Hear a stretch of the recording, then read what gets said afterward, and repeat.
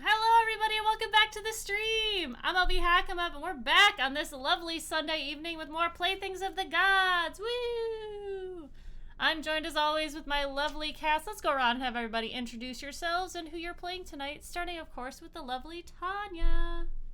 Oh, hi. I am at Tanya Rowland on the internet in a couple places. If you hear heavy breathing or barking, I apologize. That's 10 Tina next to me. But tonight I'm Moxie, the Tiefling Bard. I go next. Hi, everyone. I'm Val. You can find me at the Kraken's Crown, mostly over on game nights, a couple days a week, playing and running games. And tonight I'm going to be playing Arrow, the Water Genasi Barbarian Druid. And I'm Van. You can find me on the internet at Van but Wilder, mostly hanging out in the Discords and streaming here and over on GGK several times a week. Tonight I am playing Alhena, the Circle of the Stars Centaur Druid. And I'm Rachel. Rachel Elizabeth. Rachel Elizabeth. Well, Rachel. Wait, no, I like it when you say Rachel Elizabeth. I fucked it up. I'm Rachel Elizabeth. Rachel Elizabeth with a C in the middle of some of us. I don't know my own name or who I am tonight. No, I'm just kidding. I'm on the internet here on Sundays and every other Wednesday on GGK and Tuesdays on GGK as well. And today I am Talon, the Gloomstalker Ranger / Death Cleric. Oh God. / fiance.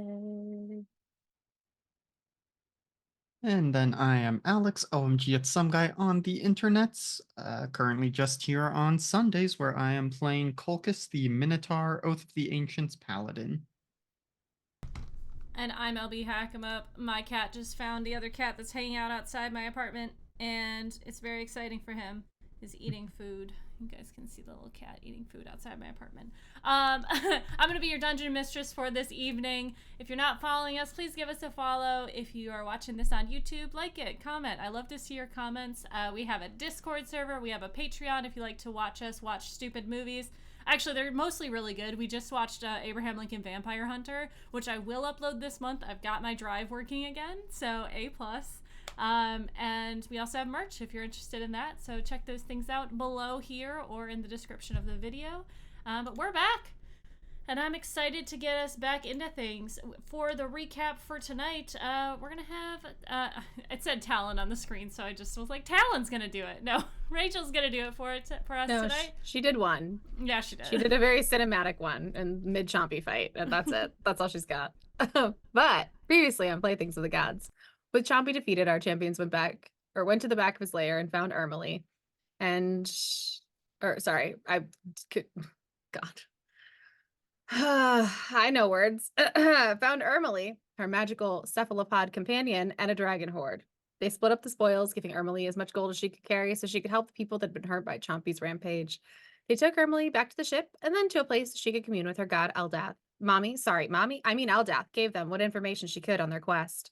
They had about a month before Bashaba and Timora became one and fused themselves together, and it was necessary to stop them before that happened. They said goodbye to Ermely, hoping they'd see her again, and set off on the ship to do a little magic to locate Mishamar, the champion of Malar, god of the hunt. And who better to join them on this part of their adventure, tracking down and freeing Azuth. When we last left our adventurers, they'd eaten a hero's feast, and they were going to the Scarlet Forest, to Lona's territory. Thank you very much. That was wonderful. The last thing that we saw last episode was their... did you guys name your ship? I don't know if we ever did that. No, because I didn't think it was ours to name. Yeah, I mean, I guess. Yeah. So, yeah, they have a ship from the Pondan family who does a lot of bartering and travel throughout the different realms, and because they rescued the patriarch of that group, they were given a ship, basically, to use whenever they want, which they have been utilizing. It's a spelljammer that has brought them to the Astral Sea. When Mishamar, the champion of the god of the hunt, got there, he was able to locate the direction in which Azuth was and take them to the Scarlet Jungle. And as you guys pass through this portal, you've already done your Hero's Feast. Is there anything else you would like to do before getting to the Scarlet Jungle? Since we did our Heroes Feast the night before, Arrow is going to pass out some little breakfast sandwiches for everyone, some snacks that Arrow made, and if you eat yours, you get 5 temporary hit points. And I always forget Yo. to do that. So Is that aid?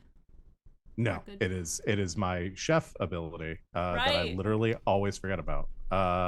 So yeah, eat the snack. You can hold on to it if you want. It's a bonus action to eat, and you get 5 temp HP if you do. I'm eating that fucker right now. I forgot I need go. to swap out It's Heroes Feast for delicious. something else. What is the flavor in there? What did you put in? I think we had some I think there's some cured ham that Arrow essentially chopped up with some or no cured chomping meat that we chopped up and put in some omelets. Then I don't know. I've seen we've got some bread and stuff in the kitchen, some English muffins. Arrow just put those together, wrapped them up for everyone. A little Chompy bit egg of hot McMuffins. sauce. Got it. Yeah. Yeah. Wonderful. You guys feel the ship moving through the portal, and you get that little lurch that you always do. You guys know that your ship, because it is a spelljammer, has a bubble around it. And as you find yourself in this plane, you can see that below you is what looks to be an endless bog. The water in this bog from this height looks to be an orangey red color, and all of the foliage here is hardy. It looks almost to be like what you'd find in a desert, almost dead. And there is a lot of coverage on these patches of land. There's no way to really tell what land is actually sturdy and what land is just a bunch of sticks and stones above the water that you would rapidly sink into. But the most important thing that you find is that as soon as you pass through, you see the deluge of rain that is coming down from the sky. It seems to be relentless. All of the water droplets are fucking huge. I don't know if you guys know this, but if you're filming rain for a TV show or anything on camera, the droplets have to be huge. Otherwise, they don't pick up on camera. That's basically what you're dealing with. And it does seem to be, as they sort of hit and move down the bubble, it seemed to be like a brown orange in color. And as you guys kind of get a lay of the land, you see on the horizon is a large structure. It is what looks to be a pyramid, but inverted. The point of it is at the bottom, and at the top is sort of a large base with sort of structures on top of it, like a top of a castle would have, as well as a little, what seems to be like a little hut or whatever from this distance. It's hard to tell. But the rain, that you can kind of get a smell for this place, and it is not very pleasant. It doesn't really smell like death, just like mold, something old, something musky. That's kind of the vibe that you're getting from this spot. And as you kind of get your bearings, start to look around, you see Rana, your Air Genasi friend, or your she Genasi? She's going to sort of float up towards the top of the bubble, and from the top of the spire of the ship, and she reaches out her hand away from the bubble and kind of brings it in and comes back up to the captain and says, well, it looks like this is some sort of acidic rain, and it might be damaging bubble in a sort. I don't know if we could stay here for very long. He acknowledges her and is going to come back to the rest of you guys. Well, what's the plan of attack? Blow up the pyramid. No, I'm just kidding. Yeah. Do it. You get some more of it. Yeah. Me kind of turning to Wrong game. Mishamar. Mhm. I assume you're getting the sense that the Zuth is in there somewhere. Yeah, you see Mishamar, this owl-looking Aarakocra. His arms are crossed as he seems to have his eyes locked on the tower, the pyramid, and gives you a nod. Right. Well, guess we're storming a castle today. That'll be a So first. we got to get from here to there through acid rain, though. How long? How far in the distance is it? I mean, you have a ship. You could fly to it. That wouldn't be that Okay. difficult. But it's it's probably about a quarter mile down the way. And by not, we can't stay in the acid rain for very long. Is that like a few minutes or You guys personally? no, the ship? Yeah, I think as if you are planning on flying the ship over there, which you can, that is very possible. I think that they will kind of analyze, and Nibbles, who is the very large black dragonborn, will let you know that that the barrier will last about 5 hours, but if it is fully depleted, traveling back into the astral sea would be impossible. Oh, so we'd be stranded. Yeah, or you'd have to like big magic somewhere else. Okay. Well, we've got ways of. I mean, so they leave, then we're stuck here for at least a day. Mm-hmm. Mm-hmm.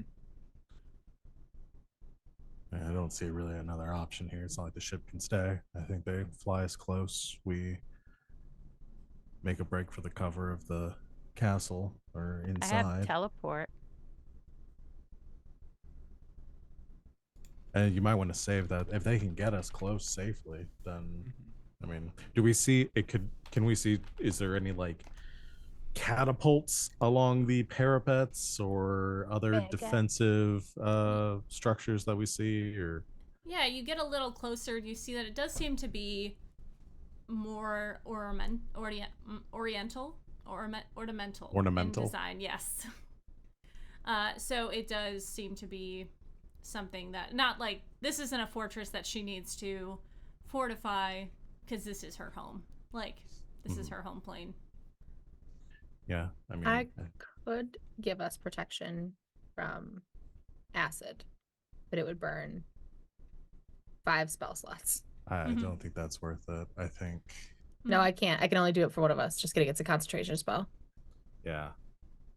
Acid's not a big problem for me, but we can I think just getting close enough that we can get out safely and then making our way through the castle, just knowing we don't have any backup this time. Yeah, you do the teleport spell you can use to travel on the same plane of existence. So if you wanted to teleport back to the ship once you get to where you're going in the tower, that is something that you can definitely do. It's good to know. It is still a roll to do so. It's just less hard to do. Risky. Yeah. Okay, so what do we think? Like, give us 4 hours to storm the castle, and if we're not done, then they teleport out, and we have to figure out how to stay here another day. That sounds good. Yeah. Do they have a way of contacting us? You have a way of contacting them. Lightfoot probably has a spell that could message to give you a warning. Okay. Just thinking if anything comes up and they end up having to leave earlier, just to let us know.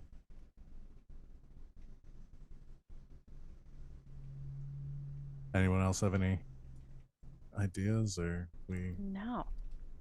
I don't have anything cool to use that would help. Listen, not every puzzle requires not every challenge is going to require a big brain solution. Sometimes you just gotta. Yeah. It looks like a duck. Shoot it like a duck. As you guys get closer to this to this structure, it doesn't seem like there is a lot of life in general in this area or in this marsh at all. Anything that is here you cannot see, so it might be under the water, or there might just be no life here. it is, a plane of disease and destruction and all that, so it makes sense. At the base of the tower, you do see a... Mishamar will inform you that this is called the Palace of Poison Tears, which is Talona's palace, basically. And you see that the base of the tower, it seems to be maybe like a 20 foot by 20 foot. By the time it gets to a point, it's like a 20 foot by 20 foot area. There is a large door in the front, but you can only see that through a layer of thick gray brown fog that lingers around it.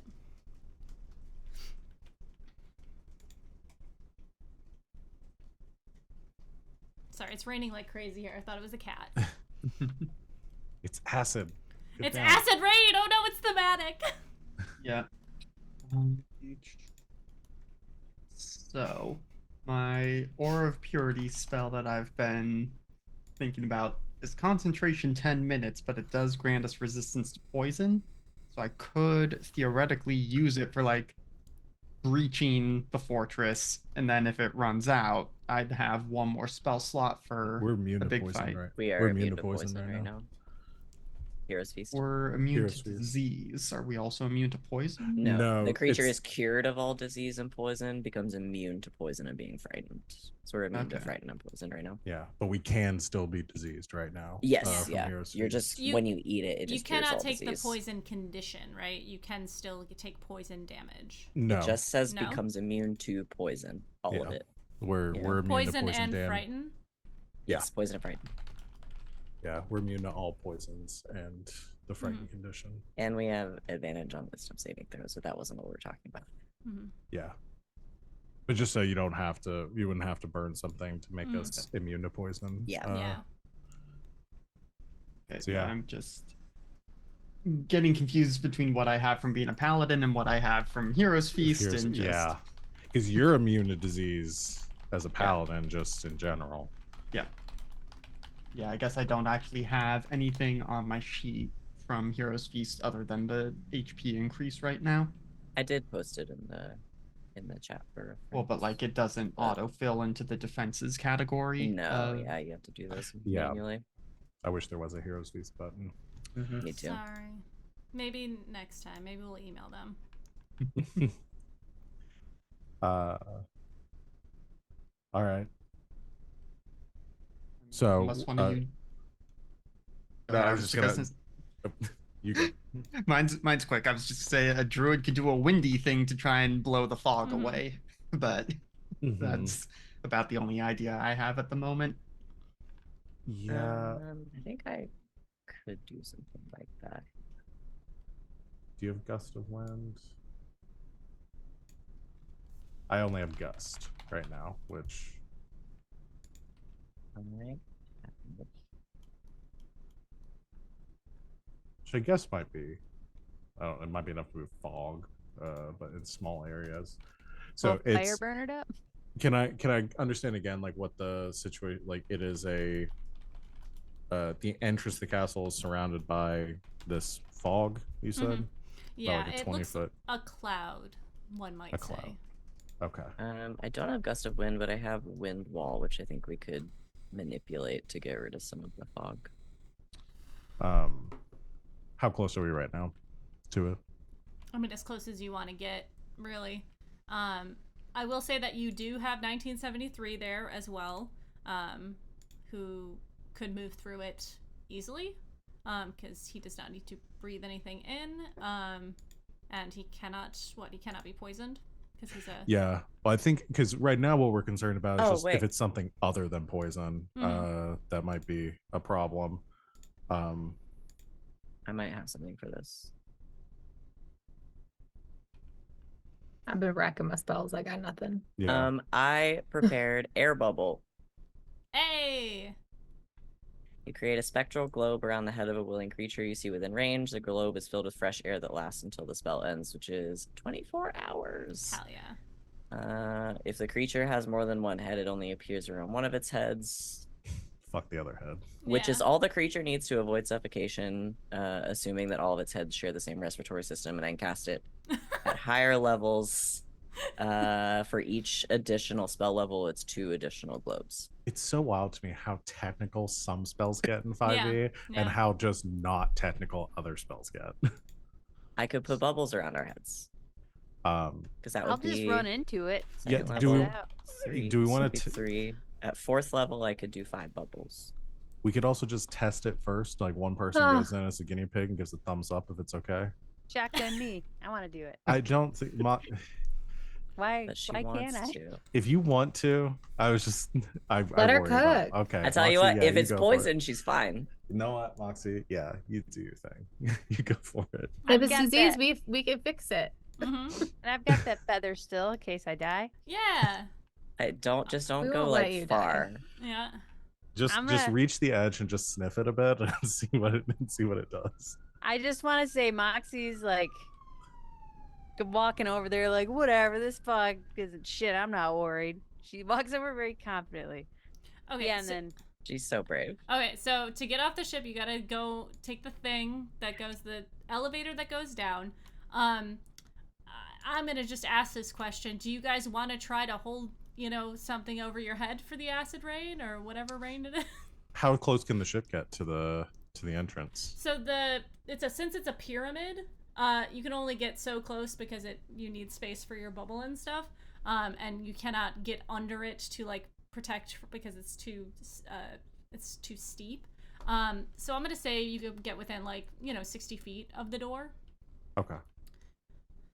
I can give Moxie my shield. Oh my god, I have 5 umbrellas. Oh. Sorry, I'm just kidding. Oh, I was gonna say, why do you have 5? Wow. I assume that was something from earlier in the campaign. You're just like, oh, I just have umbrellas. I'll We all just have give umbrella. I'll just give Moxie my shield to hold over her head. thanks. I was just thinking I want a shield. Anyways, I'm Mhm. not taking it. Okay, so I go down the lift, and I've got the shield on my head, Mm-hmm. and I'm just yeeting on into the Okay. cloud. You hear the rain clamoring against this shield. It is a very substantial rain, so it is a little difficult to hold up. Like, you can really feel the impact of it. But you can, as your feet sort of touch into the marsh, you can feel this ground is soft and sticky as your boots stick in a little bit. And as you walk, your footsteps they leave like kind of a hole that water fills up. So as you move to it, you kind of get to the base of, or the barrier of where this fog is. What would you like to do at the barrier? Well, I want to make sure my feet aren't rotting because of the acid. Like, they're okay. Yeah, so once the water mixes in with the other water, you're good. Okay. So I think I want to walk up to the fog and then just slowly poke it with my finger. Okay. Your hand passes into the fog, and you get sort of a layer of gunk on it, as this fog is quite thick. When you take your hand out, it does feel like you just kind of put your hand into like a weird like mixture of like somebody was boiling something that was slightly acidic, and it's just kind of coats your hand a little bit. You did not hurt your hand to go into it. If I were to yell up to the ship, could they hear me? It would be difficult. You could do hand signals though, I'm just because the gonna rain be- is so loud. Oh yeah. God, I don't want to stick my head in there if it coats, like it's gonna coat my lungs. Whatever, I'm gonna walk into it. No, I Okay. don't want. No, I'm gonna do it. I don't want to Fuck it. stick my head in it. I walk into it. Yeah, back I'm to just back. gonna do it. All right. You are going to make a First, save- I hold my breath when I walk in to see if my body disappears into bones or not. Okay. Well, that's like How the does order of holding priority. breath help? Mhm. If that's gonna happen, that's gonna happen whether you hold your breath or not. Nice. This is I how like my it. brain works, Cook. you guys. Let the her live her process. dream, Let okay? her Thank you, cook. man. Yeah. The reverse order that this is all going She's in is cooking. Bam killing gets me. me, okay?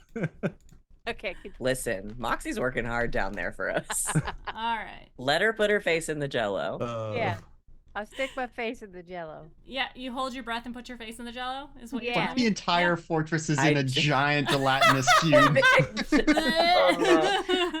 I just think if it was gonna kill her instantly, LB would probably be like, Yeah. Yeah. So you put your face in. You like hold it there for a second, kind of peek an eye open, and nothing seems to happen. And then I open my mouth and take a breath. Yeah, make a Constitution saving throw, please. I know. I was gonna do it anyways. Well, at least I got a natural 1. Hey yo! So Well, we're that's definitely gonna know what it Uh-huh. does. yay. Yeah. So, Moxie, as you're like, this is fine, and go, you feel all of this vapor sort of enter your lungs, and as it does, it coats your throat and lungs, and you begin to cough violently, and you cannot speak. Oh, it's made of throat coat. It is. fucking sad. I figured that's what it would do, but okay. So I'm Pull just your head like- out. Oh yeah, I yank my head out, and then can I take a breath of fresh air? I mean, as fresh as the air is here, yes.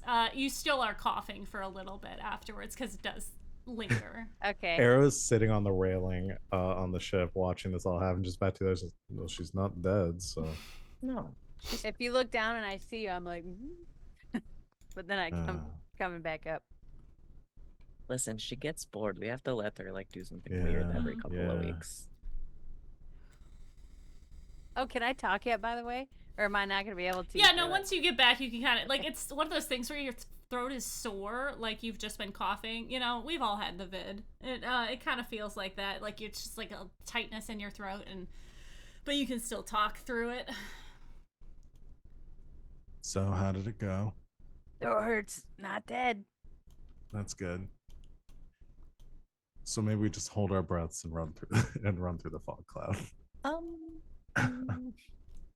Is it possible? You said it's 20 feet across, or Yeah. 20-foot radius. If Yeah, it's 20 feet. But is it going to? I mean, are we going to be continuously dealing with this once we get in? I guess we need to see how far it goes in. I think it's just like a moat. Okay. Okay. I have a thing for this, but if you wait, Waiting. I'll see how far it goes. Cool. The gadabout gives me my own bubble. Mm-hmm. Yeah, you go scout. Oh, nice. Yeah. I'll go. All right. You go down in the elevator. Again, your hooves kind of go into the marsh. We're all Oh, gonna one at a time yeah. go down the elevator and try something, and then come back and Why report don't we back. just all go on the bottom of the elevator and just be ready Yeah, to just go? hang out on the platform. Yeah. I'm the guy in Alien that puts on the helmet and goes in. Look, this is what you do, okay? If anybody takes their goddamn helmet off, we learned Get my this. bubble on. It's my one thing. All right, yeah. Your feet like a person wearing high heels. Your feet tend to sink a little bit further than Moxie's because you have less surface area, more weight on Hooves. them. But hooves. But you are able to walk up to the barrier of this fog. It is very like, oh no. Like the dog's wearing socks. Like You got a little muck up your legs, you know. Ugh. Yum. The brown and the blue go well together, though. That's fine. I don't know that Alhena is very bothered by muck, to be honest. Probably not. Yeah, you get to the barrier of the fog, and you can see through that. About 20 feet in is a large door beyond. That's at the edge of this small structure, from what it looks like at the bottom. I mean, the structure's fucking huge, but the base very small. I'll deploy the gadabout. Oh, which I guess does let me fly, so I don't really have to walk through the gunk. You hover a little bit off the ground. Ugh. Is it like a dog, or it's just still? I wonder He if said horses that do that. she gallops through the air. Apparently they do. They Oh, kind of cool. just keep going. I love that. Yeah, I do a little gallop. I have my oxygen bubble. All right. Yeah, you make your way through this fog. It, again, leaves this film on your fur and skin. It's not comfortable, but it's not hurting you. Okay. And you can fly all the way up to this grand door. It seems to be made of wrought iron and desiccated wood. It's like about probably 20 feet tall. Not 20 feet tall. It's probably about like 15 feet tall and 10 feet wide.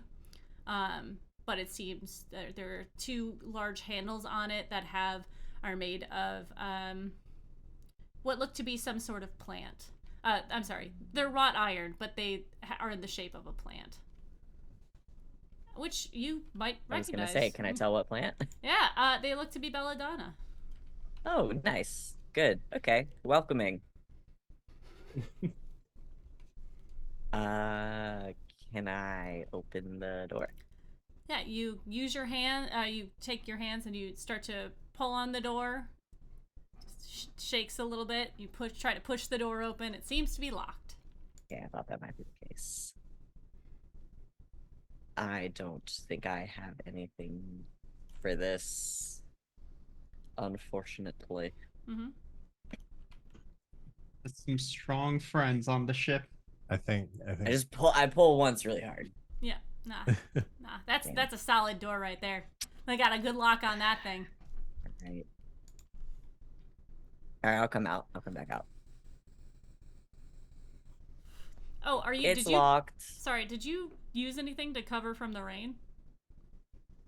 Oh yeah, I guess I would have. Mm-hmm. What have I got in here? I have a shield, right? I sure do. Is it a tower shield?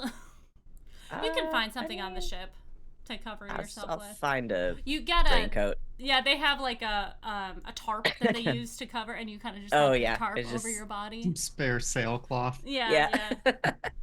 It does seem to be yes. smoking when you get back, and there are little holes forming.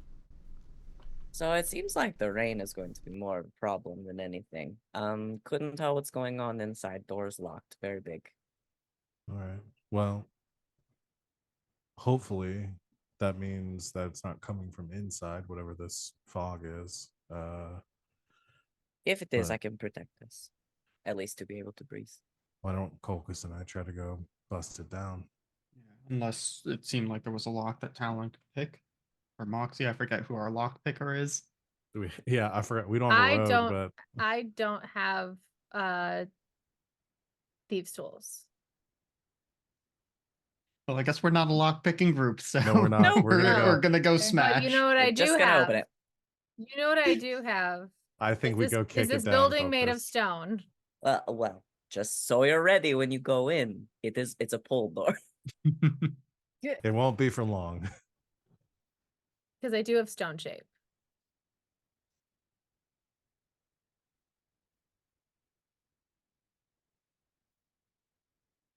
Okay. Well, I tried. Well, Hold I your thought it breath. was just a feat of physics. I like, don't know inside her. inside that 20 by 20 space is a 10 by 10 column, and so there's actually very little space in the start. It opens immediately to stairs that go up, and mean, then it it's could. a central support It is structure. possible. All right, you two. All right. Hold your breath. Aye, aye.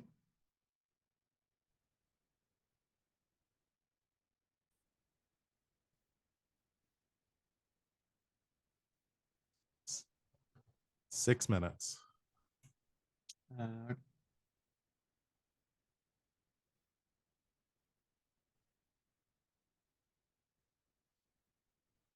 Try one really good time and come back out.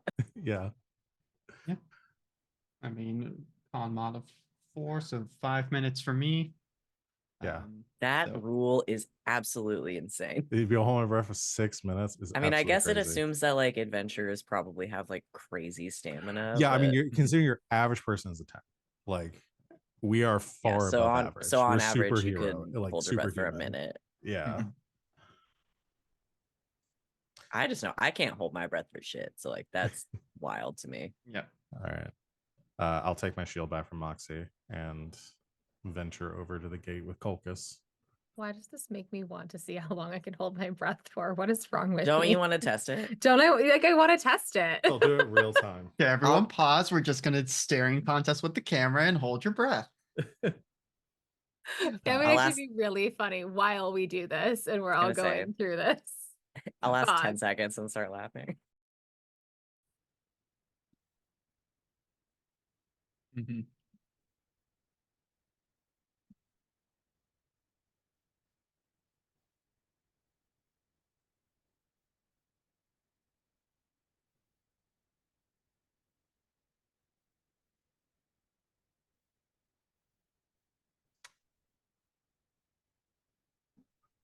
It doesn't seem like we have a better Oh, option. chat is saying LB is silent.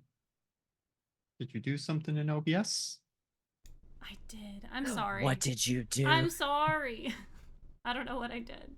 I probably hit the 0 key. Oh, I did hit the 0 key because I wrote a number. Yeah, I was just saying that making loud noises at the door at someone's fortress will alert them to your presence. I can Hello. turn you guys into animals. That's all I'm saying. Okay. Will it help? I mean, do Good. what you want. I'm just telling. Okay.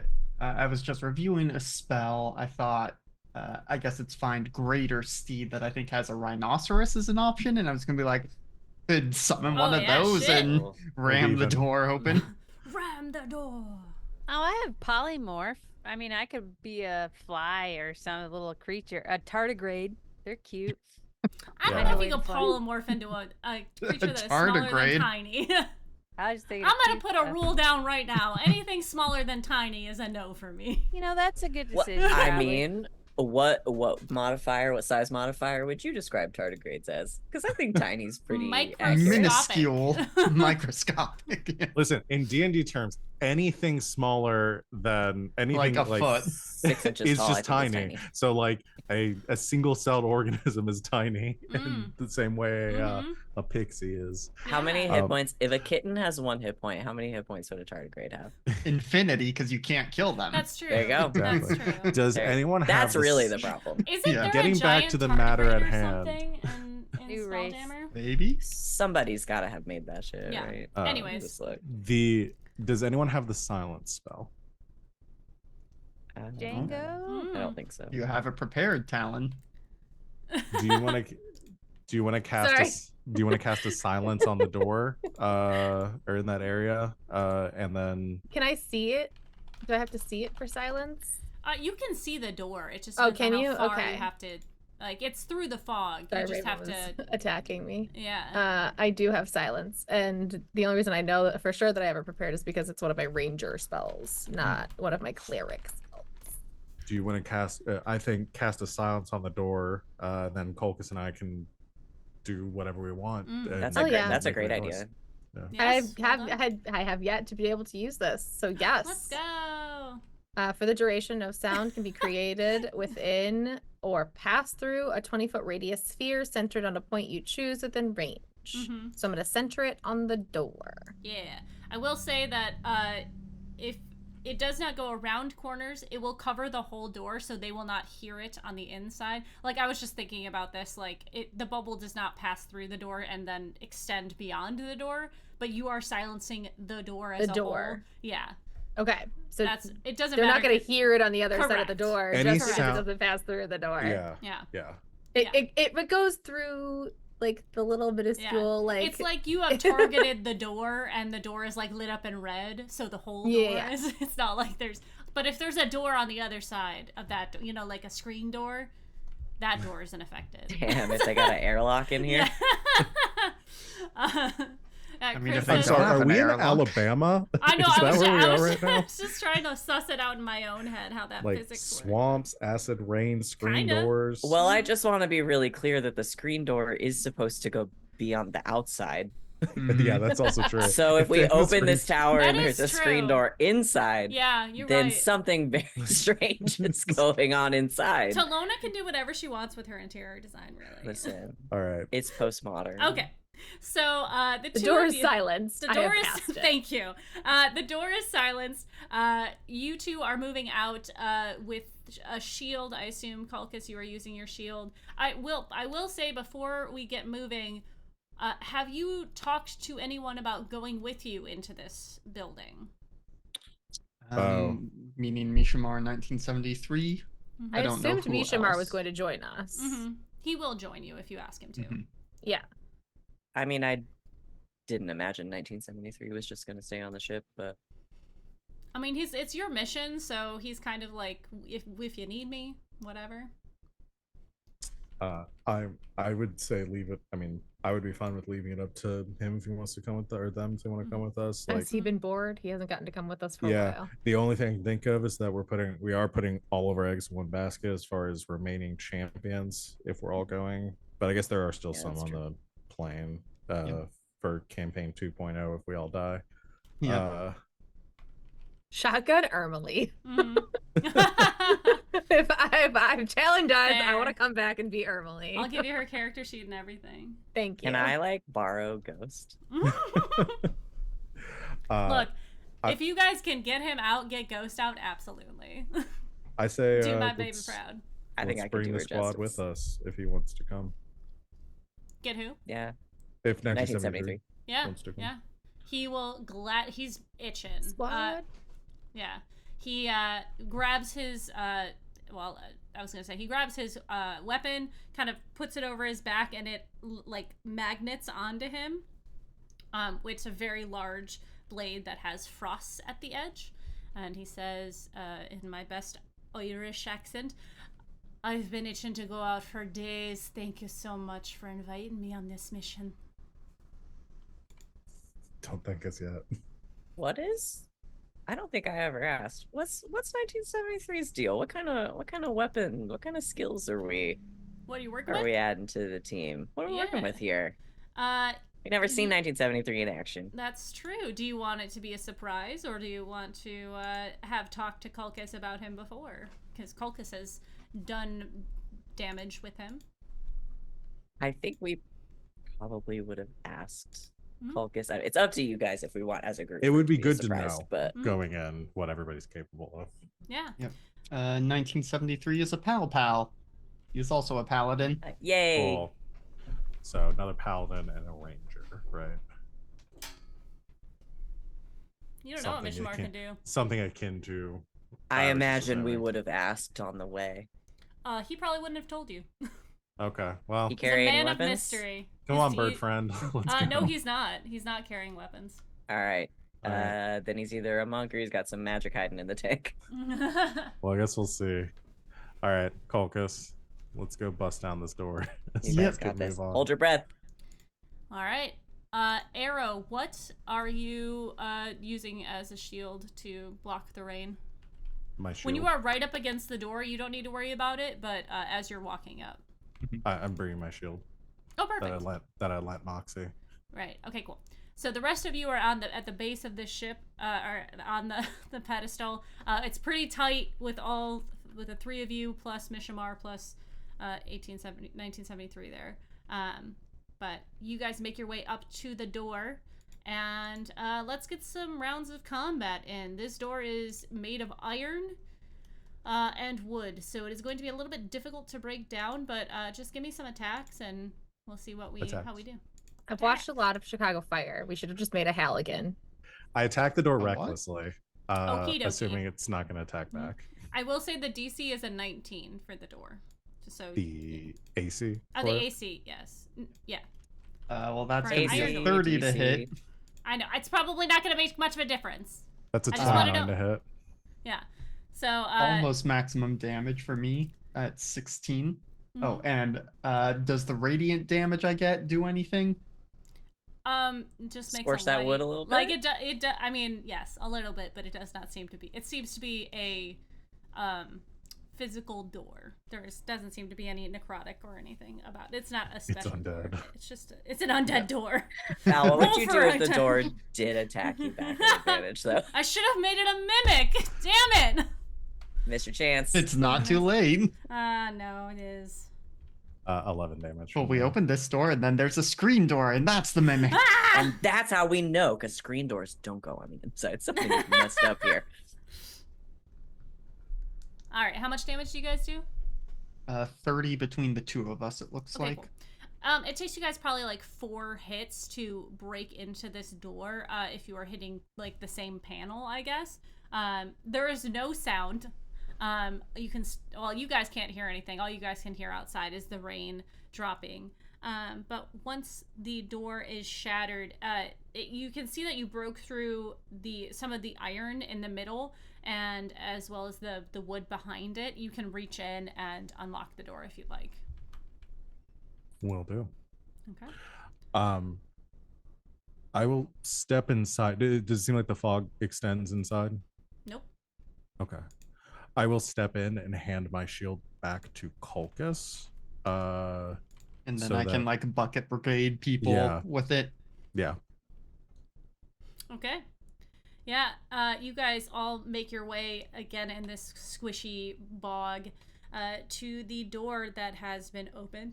Inside, you see a vast garden. It's probably about 3 or 4 acres across and about 2 wide.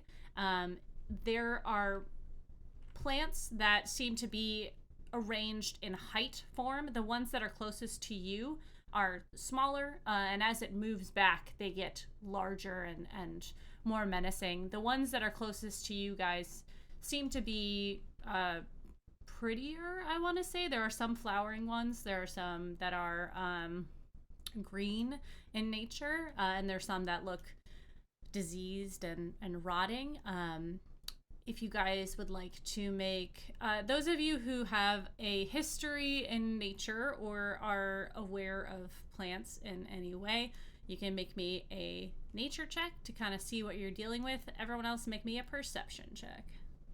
And just to be clear, we're dealing with the bigger on the inside situation. Like we've broken into this 20 by 20 space and it's suddenly multiple square acres. Mm-hmm. Yeah. Okay. Do we make both the nature and the perception for those of us that are? You can if you want. I just figure I'll be more useful for the perception, but I do Oh. want to make the nature. Dang it. I saw a fancy symbol. Like, ooh, not 20. Nope, not one. Oh, boo! That is a nat 20 on my perception. Hell yeah. Got a 31. Oh, 29 if I count. Yeah. 21. For nature or for perception? Perception. Perception. I got a 16 nature, 29 perception. Okay.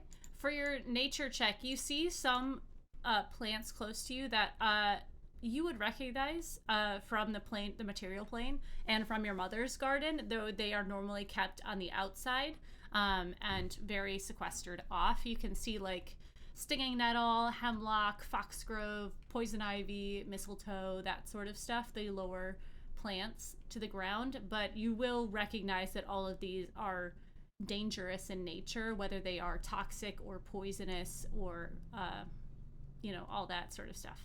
She seems to have a garden. You can surmise from that this garden is probably pretty dangerous. All of you. So my future garden got it. Yeah, right. All of you see, as you look across this vast garden, it is moving slightly. And as you kind of lock in and see a bit more, the whatever is moving in here, it seems to be moving through the plants, low to the ground. And as one passes probably about 60 feet in front of, there is a clear path that goes straight and then cuts off in different rows so that they can be tended to. You see a giant spider move across, and as it does, it pauses for a moment in front of a bush of bitter nightshade, and it kind of looks at it and preens at it, takes a few leaves off of it. But as it is paused, you can see that this giant spider is not something that you'd find on the material plane. Its skin is rotting away from its flesh and regrowing as it moves, and as the skin rots away, it falls onto the ground, onto the soil, and seems to get absorbed into it. But there are a lot of spiders. Big open area, plants. Do we see like another passageway or stairs or something leading out? Not here.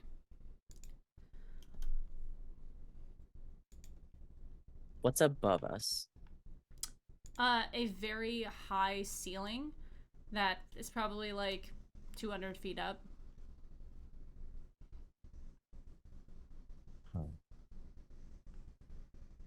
Yes. I Good. assume there's got to be a way to go through from here, unless this is just it. Mishimar, are you able to get a better sense now that we're in the structure? You can see that his eyes are like locking on different things throughout this area. And he's going to take a second to get his bearings. And then you see his eyes kind of look up and he says, wherever Azuth is, he's not on this floor. We're going to have to go up somehow. And if this is a magical fortress, which it clearly is, we're going to have to find that way up.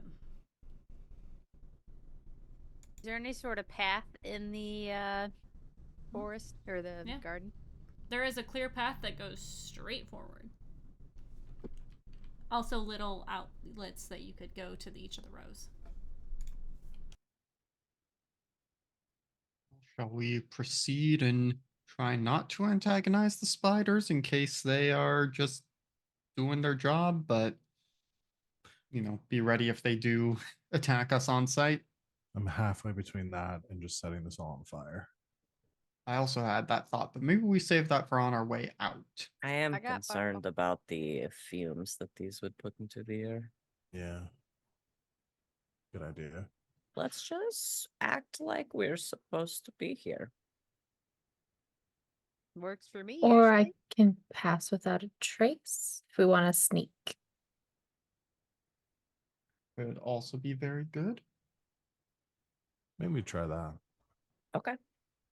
And if caught, claim we have an audience.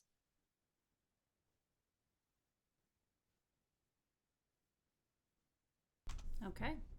You guys Pass cast without a trace. Pass without trace. And start to make your way. Then could I get stealth checks from everybody going forward, please? How many people does that cover? Does Oof. pass without trace cover? Everybody, I think it's a radius. yeah, it's a radius, Okay. 30 feet of me. Cooliosis. I got a 9. Is this the one where Plus it's the 10. radius is only when you cast it and then you're You good have to moving stay forward? within. You I have to stay thought the within radius 30 feet. moves with the caster. Yeah, don't it know, moves that's with, fine. yeah, it concentration. moves with the caster. A veil of Got it. shadows and silence radiates from you, masking you and your companions from detection for the duration. Each creature you choose within 30 feet of me, including you, has a plus 10 bonus and can't be tracked except by magical means. Oh, the Got it. 19. You receive, you leave behind no tracks or other traces of its passage.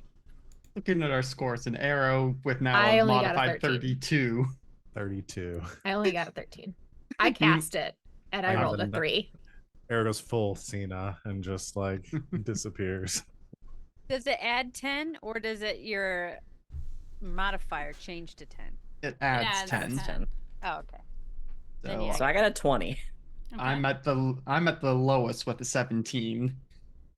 No, you're not. No, I got a 13. Oh my god. Talon rolled a literal Well, 3. Talon, is that plus 10 not from what's your stealth modifier normally? Oh, sorry. No, yeah. You're right. Oh It's my 23. God. I was like, Oh my damn. God. I was like, how is My your plus- stealth so bad? How's No, my wow. stealth stealth better is than plus yours? 10.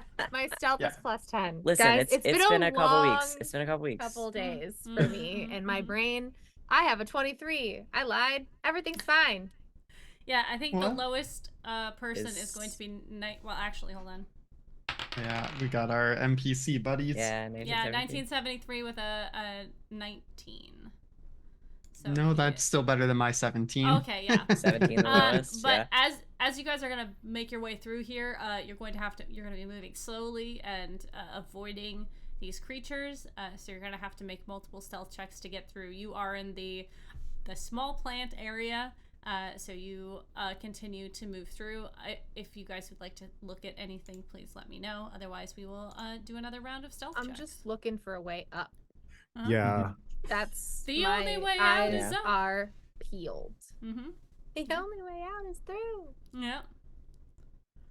All right, let's get more stealth checks, please. Even worse. 32. Even better. 34. 30. 28. I now have a 13. Because I rolled a 3.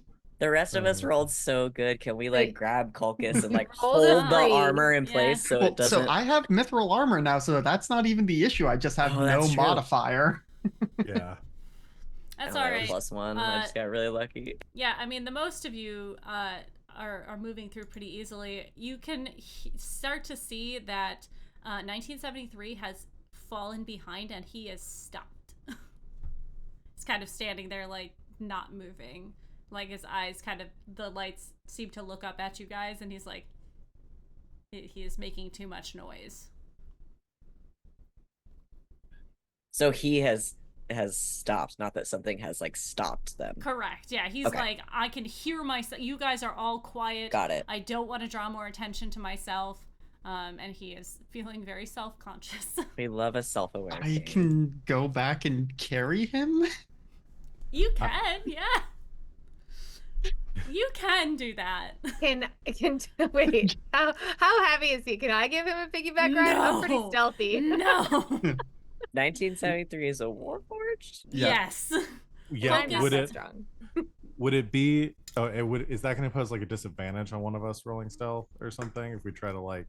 If you try to get first of all, you're going to have a strength score of 20 to do so. Which That's I do. fine. yeah. I've got that too. And you I are can't going to carry have you are going to roll a disadvantage. So is What it if- better? I have a +8 to stealth. Colgan, So do you want me to roll probably better for disadvantage? you to do that with my +0. Yeah. You use your water genasi magic to keep him quiet. I like pick him up and then You fireman just carry him? What are you doing? What's the time-honored question? Piggyback Fireman or ride. princess? I think it's a piggyback ride. Yeah. He whispers in your ear. Which gender "I've are never you, been s- fireman or princess? Hey, the 3 genders. Yeah. Fireman, Fireman, princess, piggyback. Backpack. He whispers in your ear, I've never been so embarrassed in my whole life. I've never been carried like this before. You're Not gonna good, have to man, toss not me. good. You're going to have to toss me. All right. You guys have made it about a quarter through this area, and you can see the spiders don't seem to notice your group as they're moving through. Each time one of them kind of moves closer to you, or seems that their path is going to cross yours. You duck behind something, don't move, and pray to your respective gods. Go ahead and make me another stealth check, please. Well, that time I got a 13 unmodified for a 23. 25. 24. I rolled a nat 1. +10. +10. Hey, yo! 21. Love it. Love to see it. 29. Whoa. And Mishamar with a 20, so he did not do that well that time. It's going pretty well. It's going pretty well. It could be worse. It could have been a lot worse. Okay, you are about halfway through here. Give me another stealth check. We got this. Yes. 24 that time. 39. Jeez, Mishamar. 22. 34. 24. All right. You guys make your way a little bit further in, and as you do, you see the edge of this area. There are a bit bigger plants that are further on, bush size, maybe a little bit bigger. Like probably the tallest one is like 7 foot tall. Very interesting plants in this section. You are not quite there, but you do notice as you're traversing through very slowly and quietly that there are all of the spiders that are maneuvering through this area are avoiding going too far into that area or even close to that area. The ones that are checking that final row are on your side and checking the row. They are not going past that or going close to the entrance to there. Okay. Do you guys like to do anything on your journey? Or are we just doing another stealth? So, I think I'm trying to understand. Is there like a very obvious like doorway or something that the spiders are avoiding, or No, it just seems like past a certain row? Mm-hmm. Yeah. Can I make a perception check Sure. to see if I notice anything? Mhm. It's a 28. Okay. As you are stealthing, you're kind of near the front, and as you're moving through, you get a look into this bigger foliage section, and you see a shape move through it, and the shape seems to be larger than the spiders. You can't really get a read on what it is. It is, I'm gonna say, potato shaped in that it has a small front, a large middle, and a smaller back. It is like big dog size, but you can't really get a handle on what it is from this distance. But there is something different beyond that row. So something different than the spiders past where they're working, but I only see one. You can only see one from here, yeah. But it does seem like with that, it does seem to be very difficult to see. You only catch a glimpse of the shape of it, and then it's gone. Okay.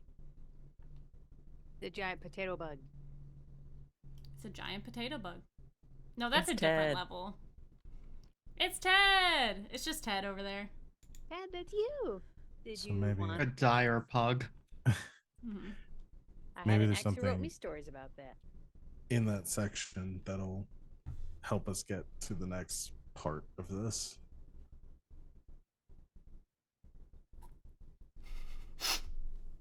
Rachel's face. Yeah, that's it. I'm just trying to Helpful. decide if I want to try to deafen it, but I will say it has moved on. Okay. You only caught a glimpse of it, whatever it is. it's not just like sitting in the row. No, Okay, no, okay, It okay. seems to be moving. Yeah. All right. I guess we Do continue you- forward. Convey that to the group. Yeah, very quietly. I will. You guys are behind a rose bush that has all of its flowers cut off. It's just the thorns. I'll just whisper to everyone that there's something that's not the spiders up ahead, and the spiders seem to be avoiding that area. And then continue on, leading us slowly. Okay. Give me one more round of stealth checks in this area. 38. 18. 20. Natural 20. Nice. 31. 32. What'd you get, Val? 20. Okay. With disadvantage too, we're still doing. Yeah, that was my worst. I rolled a 2. It's been. I was gonna it's say gotten that's worse yeah, with the yeah, disadvantage. All right. As you make your way through, you pause for a moment as a spider makes its way across that very end row, and you feel it kind of stops for a moment, and like seems to acknowledge and like look around for a moment. You guys duck behind a bush of coriander, no, a rosary pea bush. A line of these bushes, as they look really nice. They have little red gem type berries on them on a leaf. But the spider pauses for just a moment, skitters its little tendrils in its face, and then moves on. And you can make your way into the medium size area, the middle of the garden, from what you can see. All of the plants in this area are, like I said, a little bit greater in stature. They seem to be tree size, the smaller trees, and large bushes. You can see hemlock. What is the tall one? No, there were stinging nettles. Anyways, you see there's a lot of plants that have like a little sort of dome shape with like white flowers on them, and these larger bushes. There are some trees that you guys can recognize from the material plane. If you know anything about poisons, they make cyanide, but they all seem to be in the same theme. But most of the trees and bushes in this area you do not recognize specifically. They seem to be gathered from not only the material plane, but many different planes. But you have made it to the middle section. What would you like to do now? They got anything from Ravnica in here? Yes. What do you see from Ravnica that is poisonous? Or Girl, you know I don't know. I tried to do the 10 thing.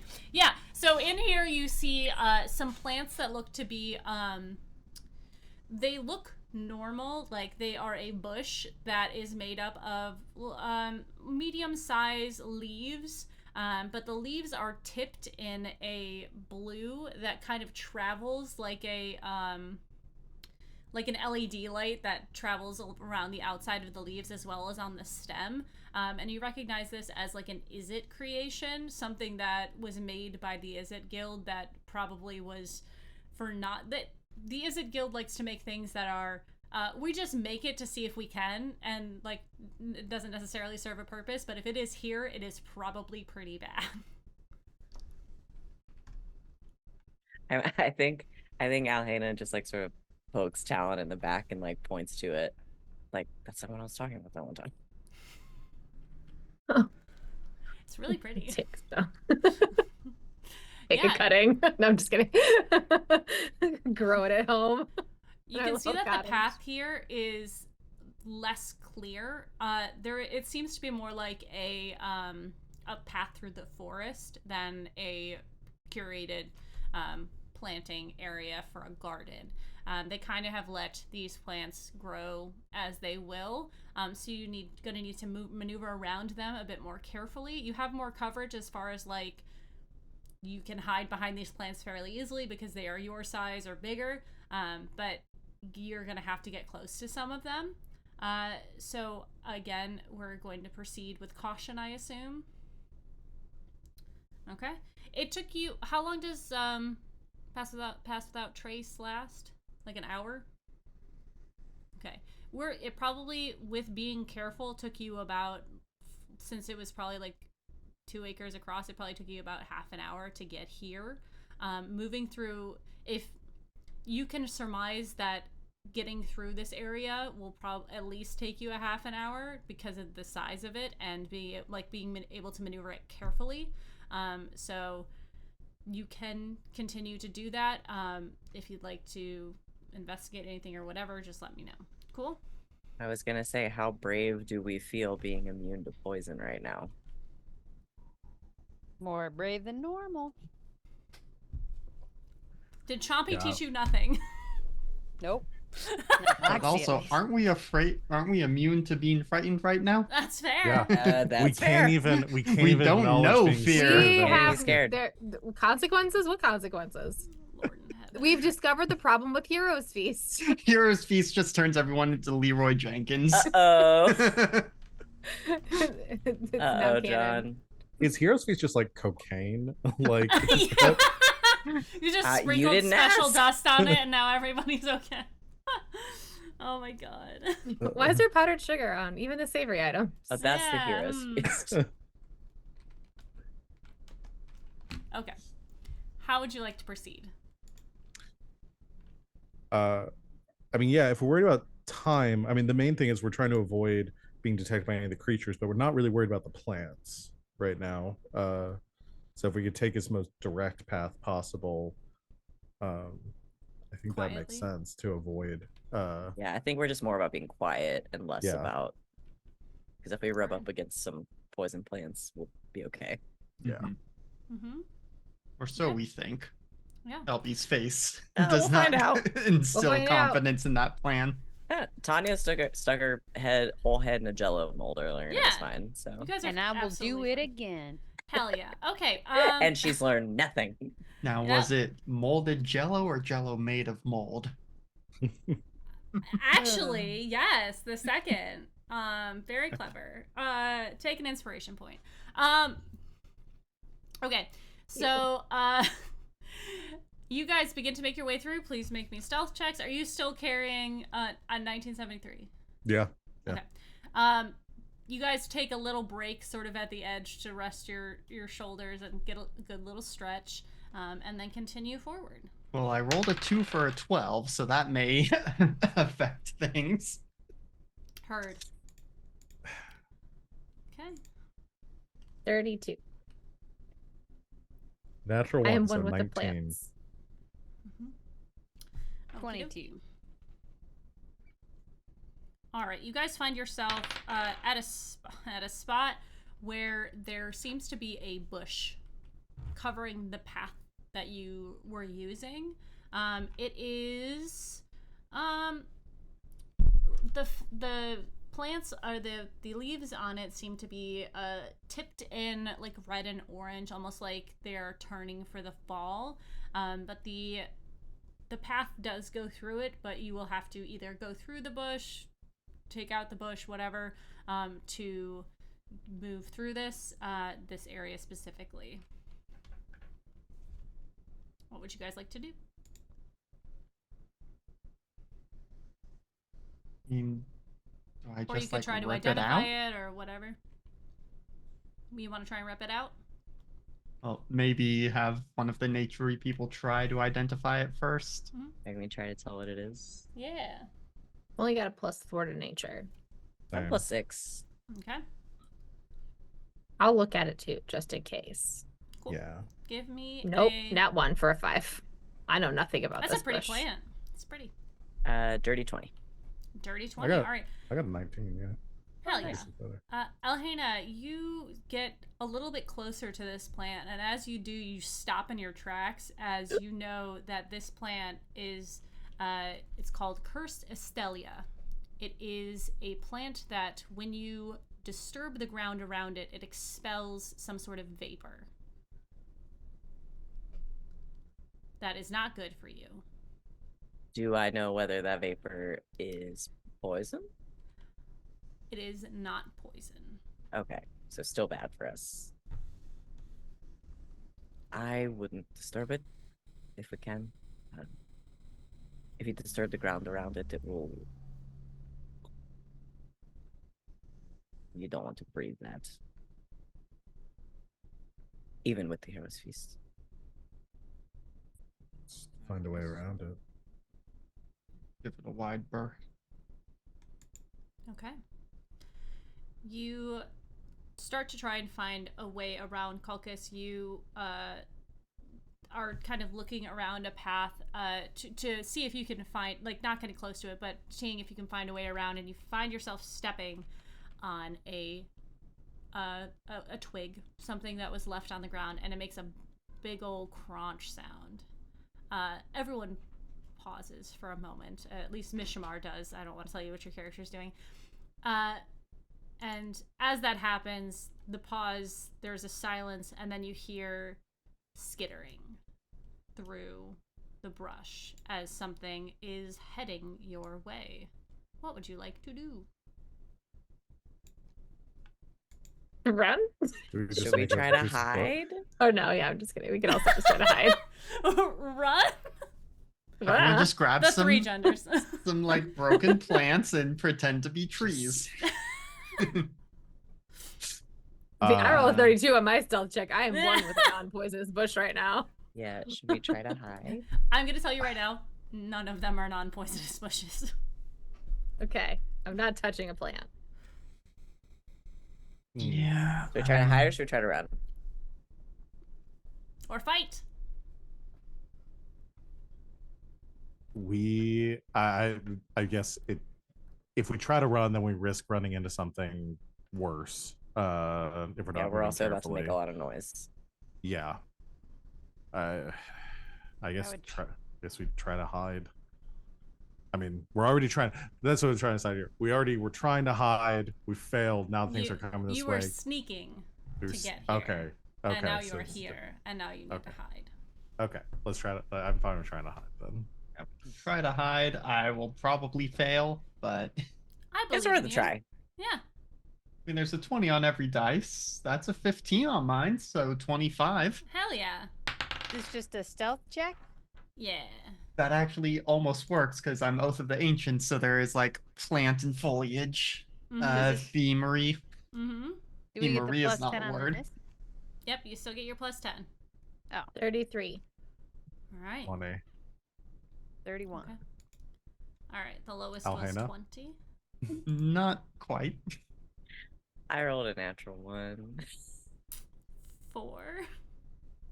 12. Bless. Everyone's I'm sort of half horse. I know, Yeah, right? you duck behind a tree, but your horse half Yeah. is sticking out the other side. Mishamar disappears. You guys do not see where he went or what he's doing. I'm going to roll a stealth check for 1973 because I think it'd be hard to hide with someone on your back. Oh, I rolled with well, I guess. Okay. Yeah. No, yeah. I mean, if you're hiding with him, you put him behind you and like squish him down. We just again go behind a tree, just again still holding him like he gets on my shoulders. This is fine though, because if they Uh-huh. only see me, it sounds like you guys might be able to get some ambushing in. Hey yo, yeah. So you see as Alhena, everyone hides away, and you're like, oh shit. You go behind a bush. And as you get behind it, you kind of clock too late that this bush is the one where when you touch it, all of the things go small, like all of the leaves kind of bend into each other, and you kind of just are revealed there. You're still behind a bush mostly.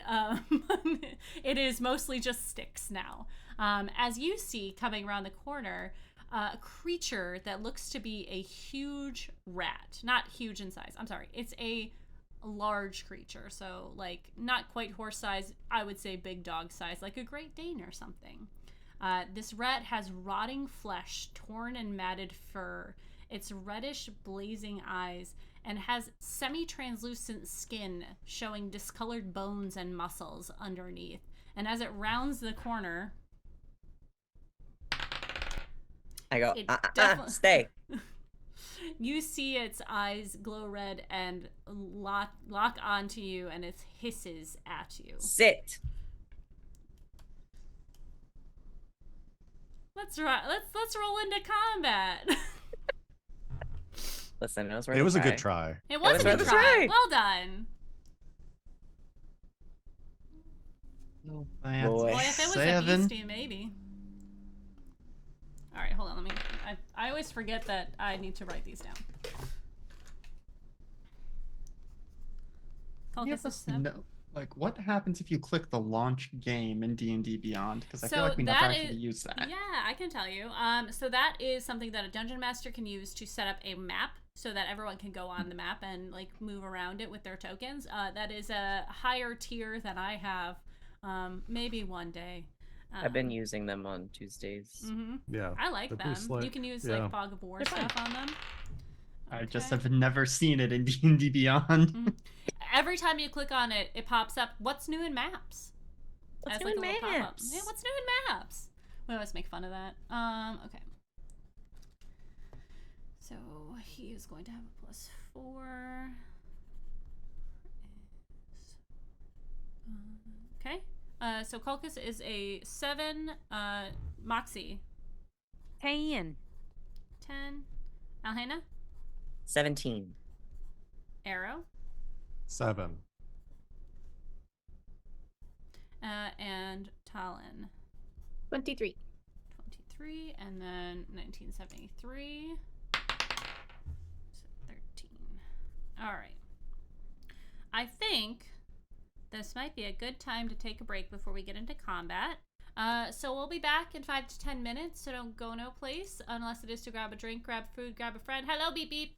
And thank you guys so much for watching us so far. We appreciate it, and we'll be back in less than 10 minutes. Oh, do a stretch. We're gonna stretch our core today, so make sure you do your side stretches, your back extensions, and squish it down too. We'll be back. Bye.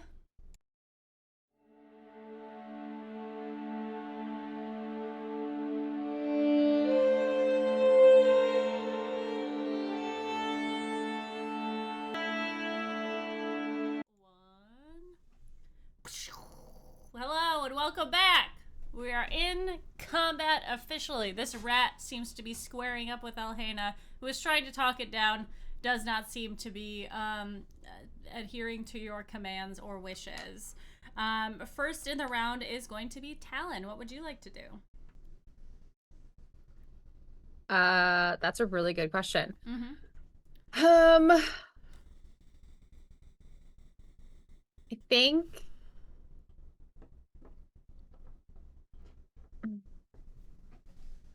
I'm conflicted. consider. You know what? I'm gonna do outside of my normal thing. And I'm gonna cast blindness / deafness Ooh. on said rat. Okay. I'm gonna choose to blind it. Okay. And it's gonna have to make a Constitution saving throw, DC 17. I will say, as a person who has traveled through the forest and knows animals very well, you know that most animals have keen sense. So this will diminish its ability to see, but they can smell and hear very well. You can still do this. I'm just letting you know. Well, it only sees Alhena right now. Correct. So I'm thinking, my thought process is if it can't see the only person that it can see, Mm-hmm. and we Right. still have pass without a trace up, we True. might be able to still get out of this Mm-hmm. if we don't want to just womp on it. Okay. So, because I don't know where it's going in the order, Mm-hmm. so That's fair. I'm gonna do it anyway. All right. What do I need to do? Constitution saving throw. Constitution. DC is 17. Let's see if we can do it. Oh, yeah, I rolled a 17. I'm so sorry. Damn it. Well, I need to be meaner as a DM, right? I should be like, yeah, fuck you. I got a 17 plus 3. well, there's that. I guess then I'm going to, since that didn't work, Mm-hmm. I'm going to Shield of Faith. Nope, I can't do that. Just kidding. Because I cast a spell. Mm-hmm. JK, I'm out. All right. Alhena, it is your turn. What would you like to do? So this rat's like Squaring up. squared up. It's real gross looking. It's like, you know those bugs that you can see through their shells and see kind of their innards? That's a little bit what's going on here on the patchy parts that don't have fur. That's not good. I mean, guys, I can 1v1 the rat.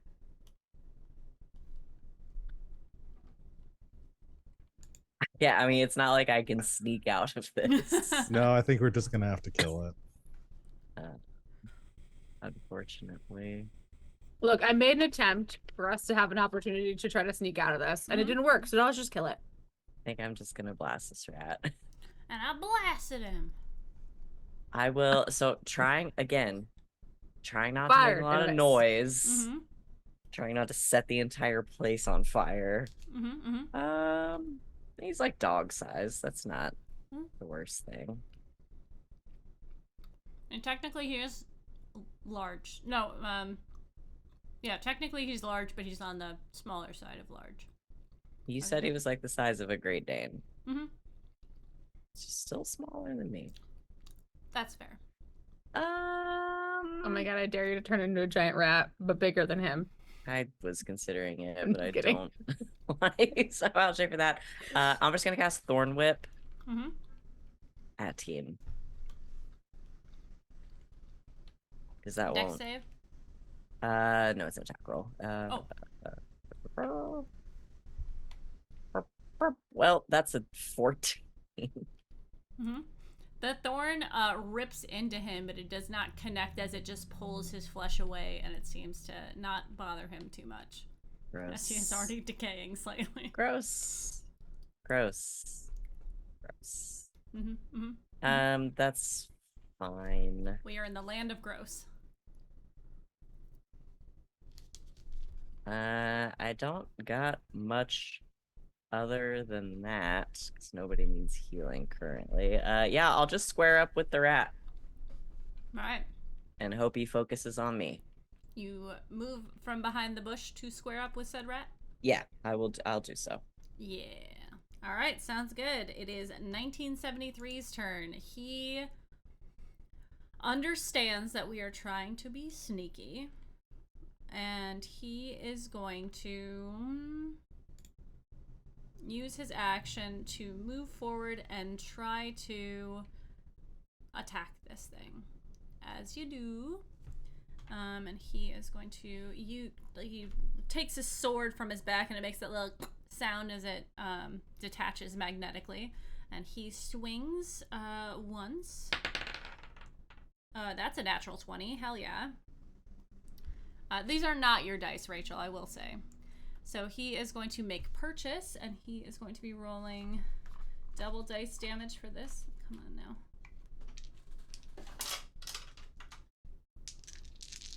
His first attack is going to do 14, 18 points of damage as the blade sinks into it, and you see it kind of make purchase at the hump at its neck, and as it slices through, a sliver of ice appears on, and sort of like not cauterizing, because the opposite of cauterizing it, it freezes the wound as it comes out, doing an extra damage to it.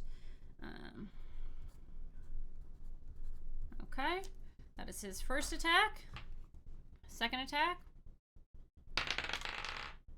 is less good. That is not going to make purchase, as the rat sort of shifts over, seeing the two of you, and he kind of like puts you two in a triangle formation in front of him.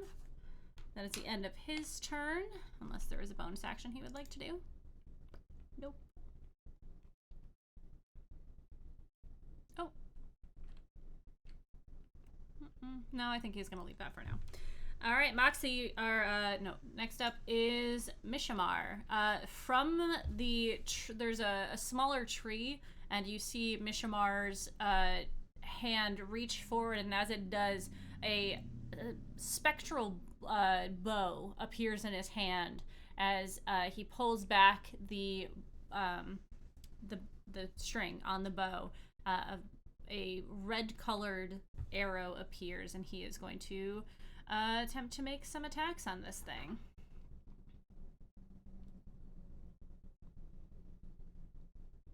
Okay. And this bow is also like where Talon has you have a long bow, right? This is even Correct. bigger than that. Not to like, it's more like the bows that are the size of people. My bow is average sized, okay? I'm sorry. He comes from a different world where when he draws back, he has to draw like his full arm length to kind of lease this arrow. All right, so he is going to do that. Okay, he's going to attack. It's like braced against his foot. That's how big it is. Basically, yeah. It like hooks into his toe on his boot, like perfectly. It hooks into or his something. wing, actually. Okay. His wings and then his hands. Anyway, so he is going to make 3 attacks with this. I keep not having the right thing. Okay. Okay, 17 to hit. I forget that I have the things here. That does hit. And he is going to do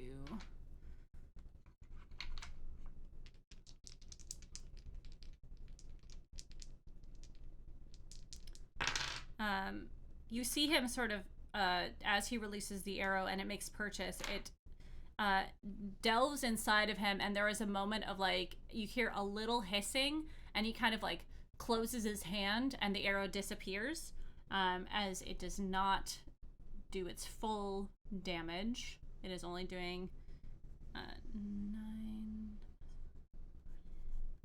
Okay. And he is going to do 9. Okay. And then he's going to do another attack. That does not hit. That one does. So he is going to do same thing. The second arrow pierces into the ground next to this thing. His third attack makes purchase. Again, he closes his fist before the arrow fully expels itself. And he is going to do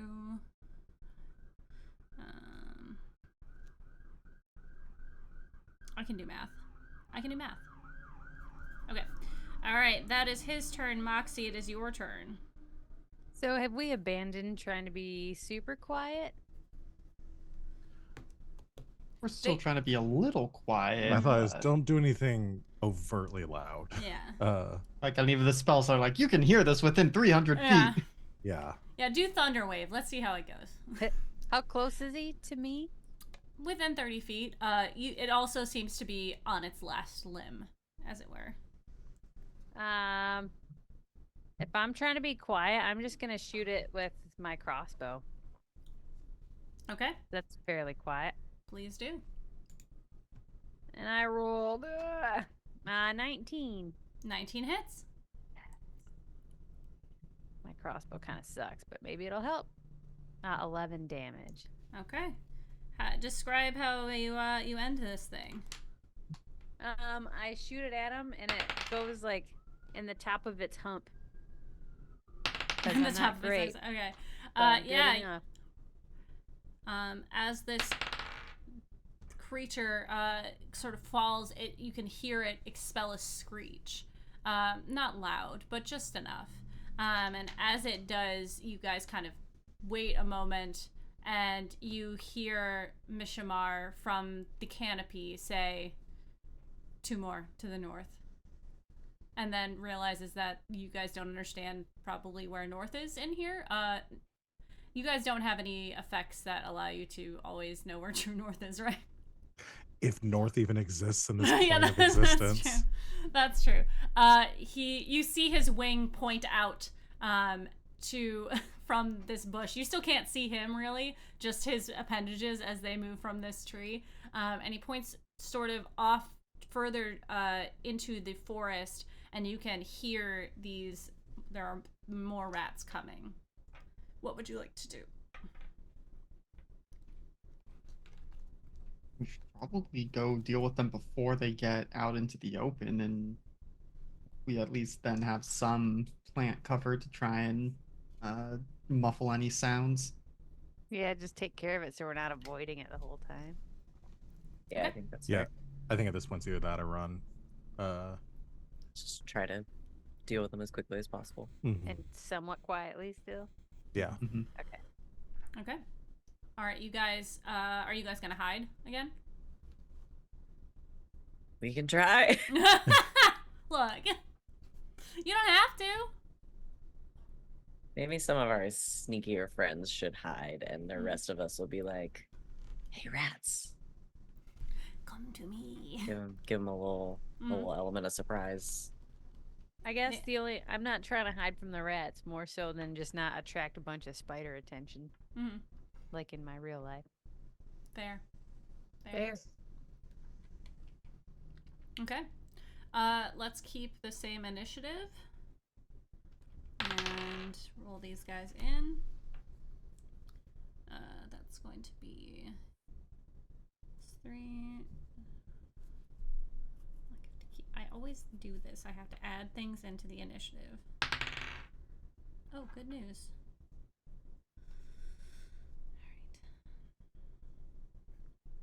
All right. Okay. We'll continue on. So who is hiding from the rat? Are you guys just waiting for it to come in?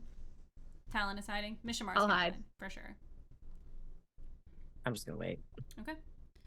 All right, you guys see them moving through the brush. Mishamar is completely gone.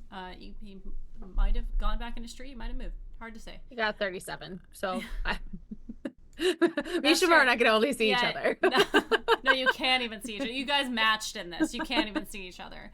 So they once they break through the foliage, they are within 30 feet of you guys. So let's just pick back up where we were.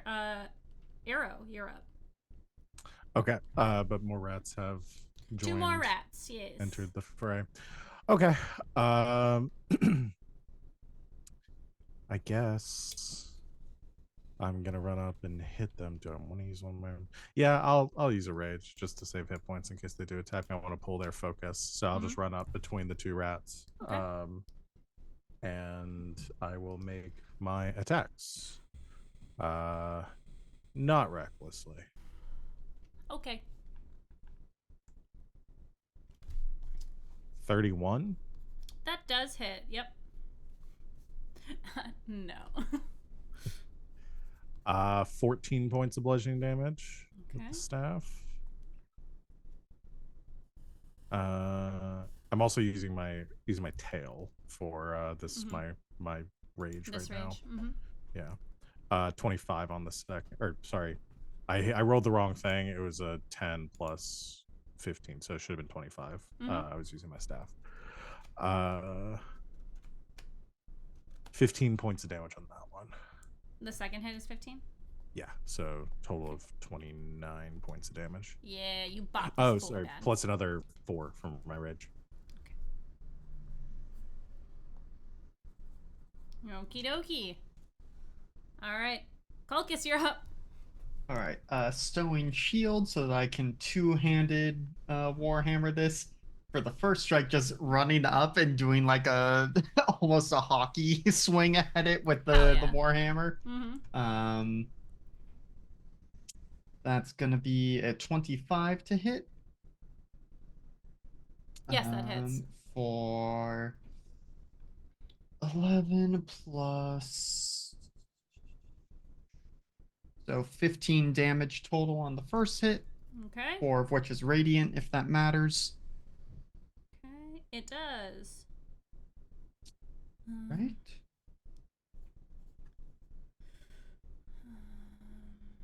Okay. And Yeah. No, you cleave one of that. Are you hitting the same one that Arrow's hitting? if it's not already dead, then yeah. Yeah. So that one dies. Okay. Then turning with the burst to of radiant, you can see that whatever this thing is, it is affected by radiant damage. good to know. Then turning to the second one to attack that with my second action. For second attack action, that's only an 18 to hit. That does hit. All right. 14 bludgeoning magical plus only 1 point of radiant damage on that one. So 15 total, but 1 is radiant. I guess it doesn't make a difference. But they do seem more they don't like it more. They don't have a damage technically a damage condition that makes it worse. Okay. All right. Top of the round, Talon, you're up. There's one left. There is one left. All right. Well, I give up on spells for right now. I'm just gonna launch an arrow out with my chompy longbow with my first attack. That is a 23 to hit. Yes, it hits. That first one is going to do 11 damage.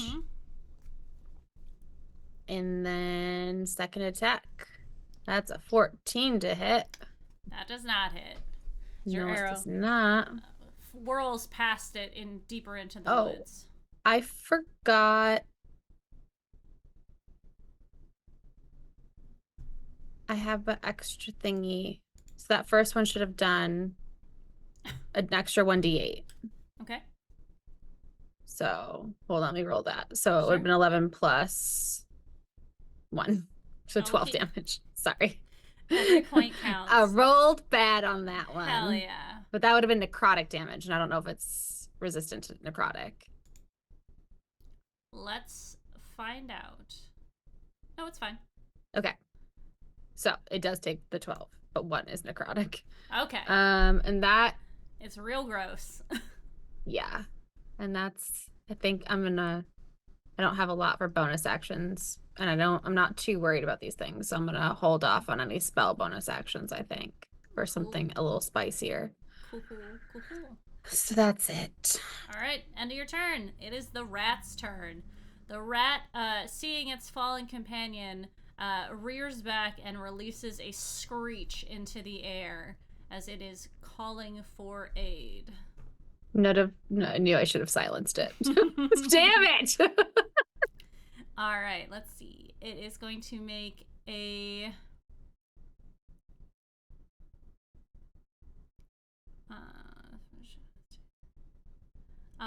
you see it shift, and as it does, the actual form of the rat looks to be like when you see somebody use I was gonna say a spell that I can't think of the name of, but you see that its form seems to shift and shimmer, and it seems to become incorporeal. slightly. But you can still see the bite of its teeth look to be quite dangerous as it has changed its form slightly and become incorporeal. That is its turn. Now I am going to roll to see who hears our boy. No one. Everyone's napping. They put their earplugs in because they didn't want to be disturbed. Yeah. They all have their noise canceling headphones on.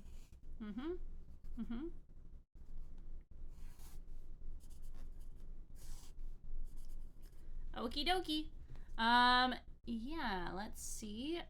Next up is going to be Alhena. Okay. What's the rat situation right now? You got one rat, you got more incoming. Okay, just the one guy though. Mm-hmm. All right. I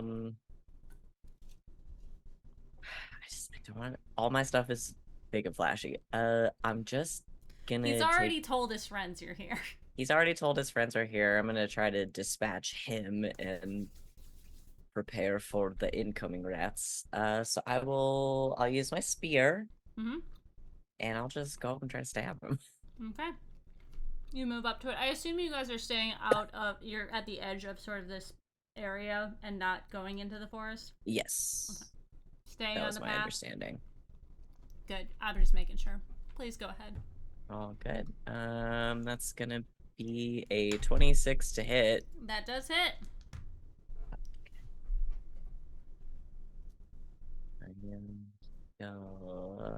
Roll the damage, please. So 2 hands. Wow. It's gonna be 7. 7 damage. Yeah, piercing Okay. damage. And I'll use my polearm master to go ahead and pop him with the butt of the spear too. You see as you stab into him with your spear, it kind of shifts through his skin where you normally would feel that impact, and it seems to hit a little bit deeper in like you weren't expecting. And as you pull it out, the resistance is gone. Like, it seems to be shifting forms, and it's harder to, you're not quite sure what part of it is solid at any given moment. Weird. Yeah, I'll polearm master bonus action. Bop him. Hit him with the butt. That's a 21. 21 does not hit in this form.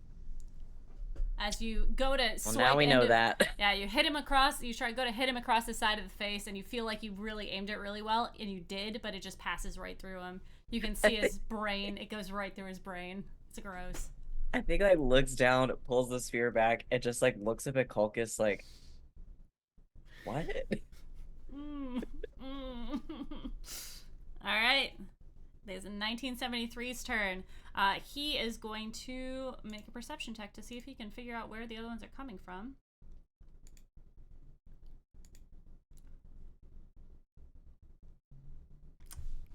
This is not going to be good. No, I think he's going to stand sentinel a little bit. Like, he's going to see that you guys got it sorted a little bit, and he is going to...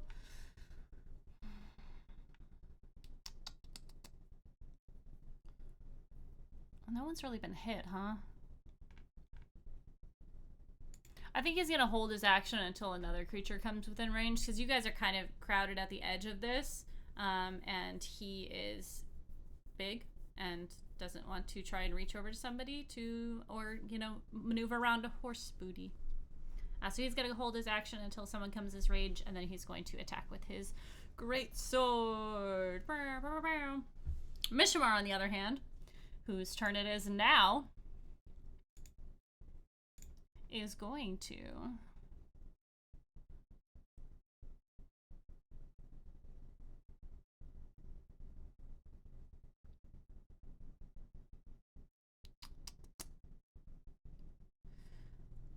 all right, you guys. So Mishimar was in a tree, and from another tree that seems to be like 60 feet or 30 feet away, you feel a pulse go out. You can kind of see all of the leaves ripple as he does a wonderful little thing.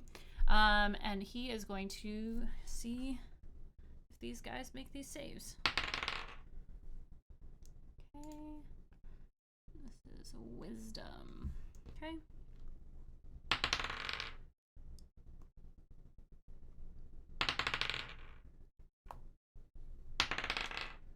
Okay.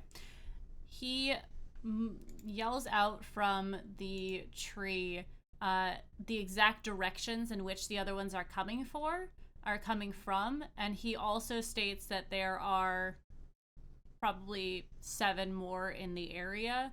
Only 4 are heading towards you. So you guys are at the edge of the path. I'm going to say it's on the west side of the path.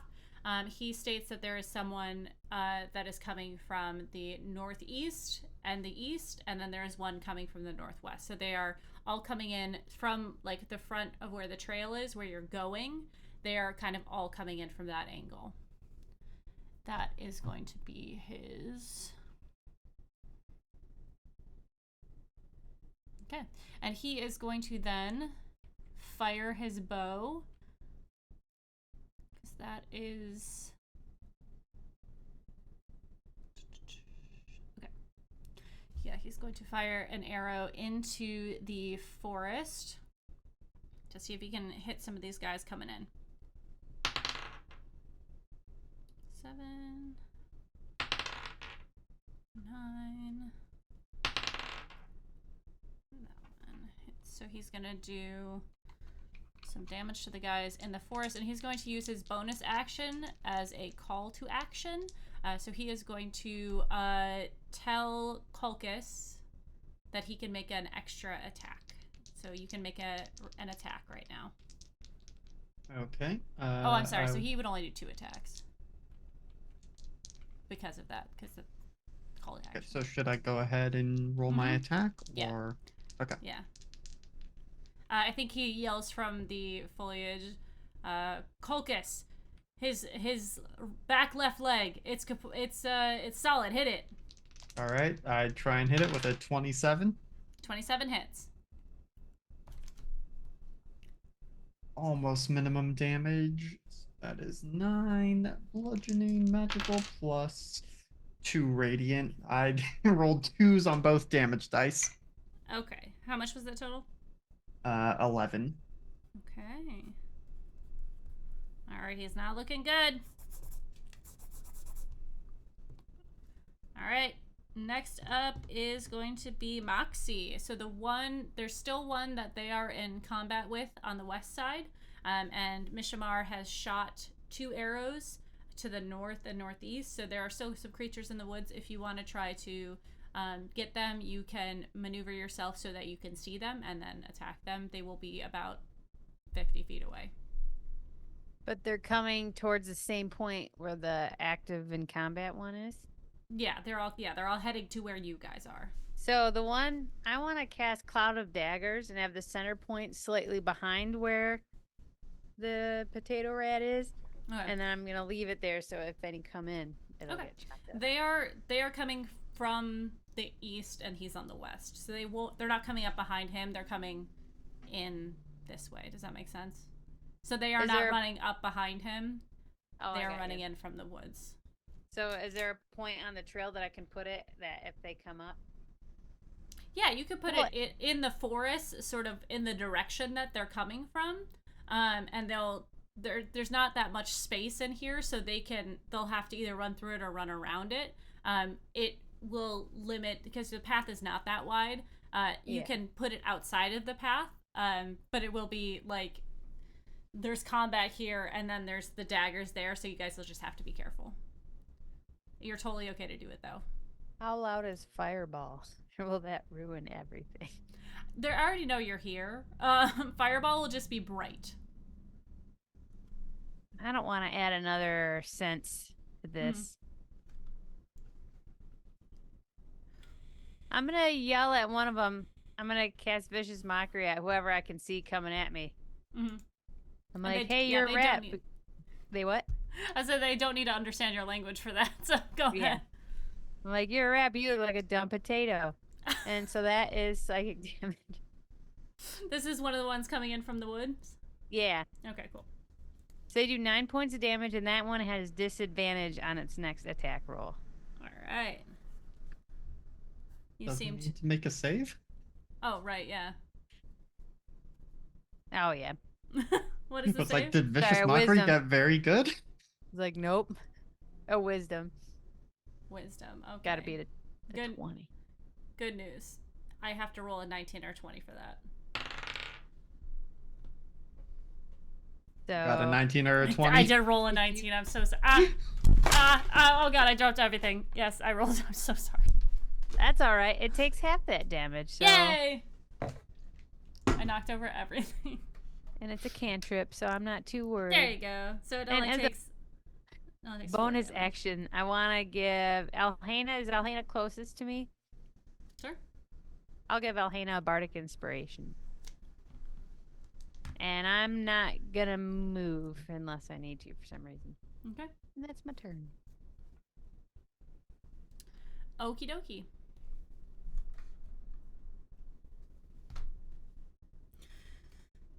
All right.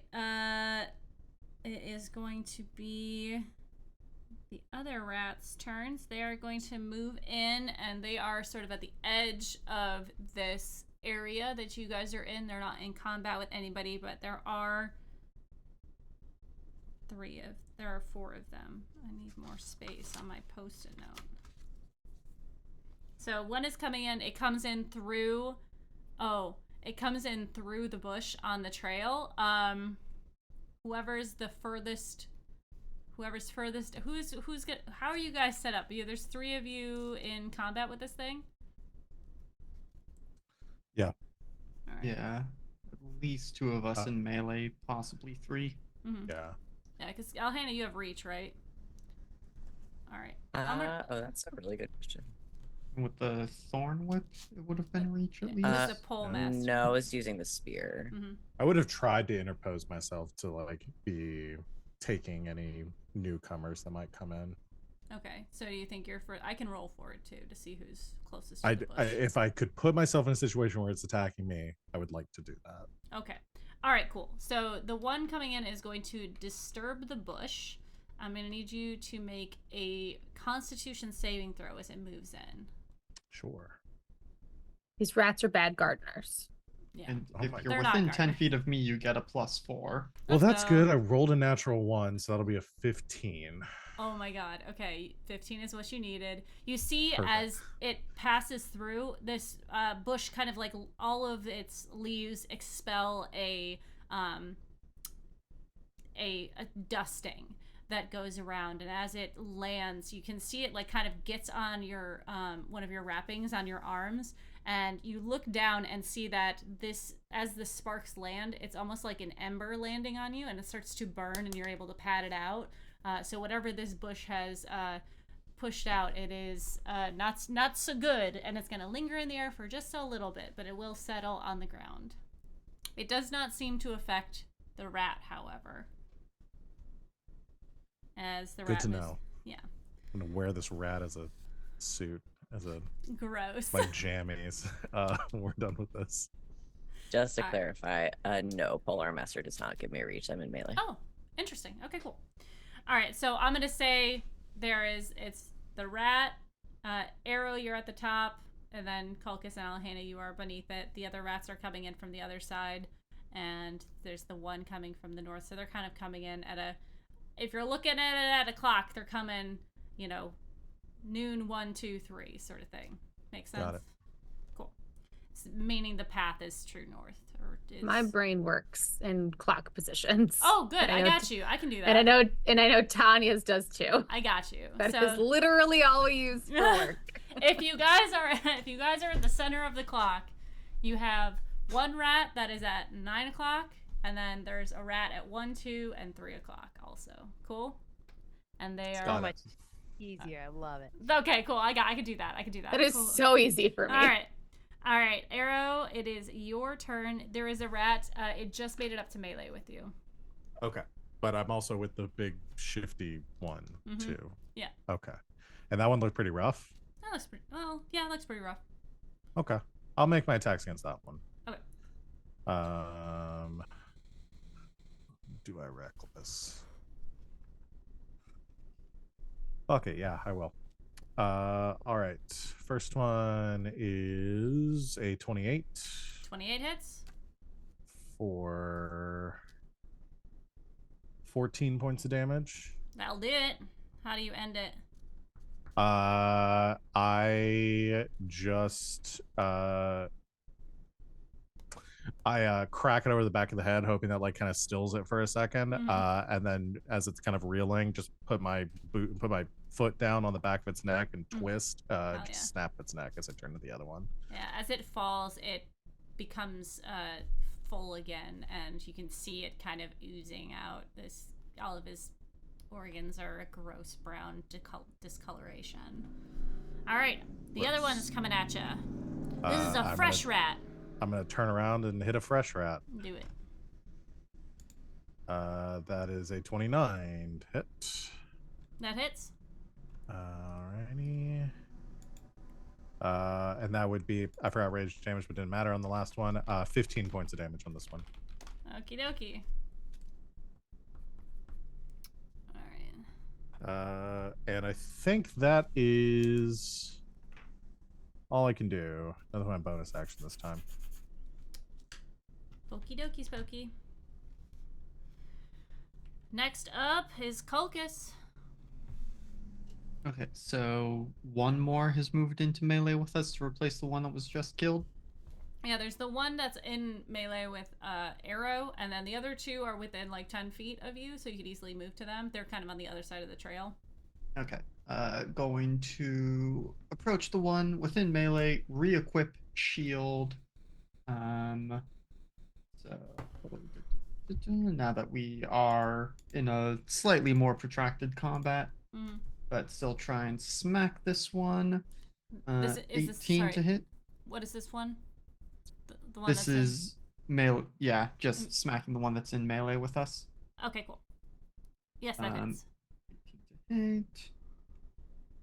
hit. That's pretty good damage. 14, and then 6 radiant for 20 total. Okay, damn. Is it still up? Oh yeah. Then I smack it a second time. I shall do it again. 28 to hit. That hits. 11 bludgeoning and 6 more radiant for 17 total that time. Okay. All right. He's not looking great, but he's still there. At the end of the round, we're gonna have 1973 use his action, as he is within. Since they already came into melee with him, but we're doing it now because I forgot. He is going to do an attack. He's going to do one attack with his greatsword. This is going to be the one that hasn't taken any damage. That's at 3 o'clock.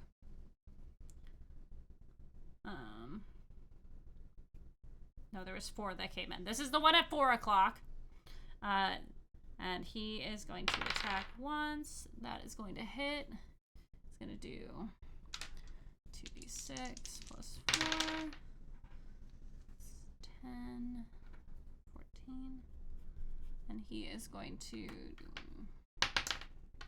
15 with his ice damage as he lays into this thing. And he's gonna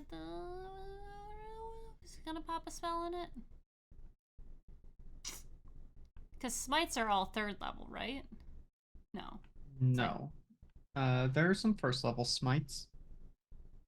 I think he has either branding. Yeah, he has branding smite available at 1st level. That's a 2nd level spell for him. Is it?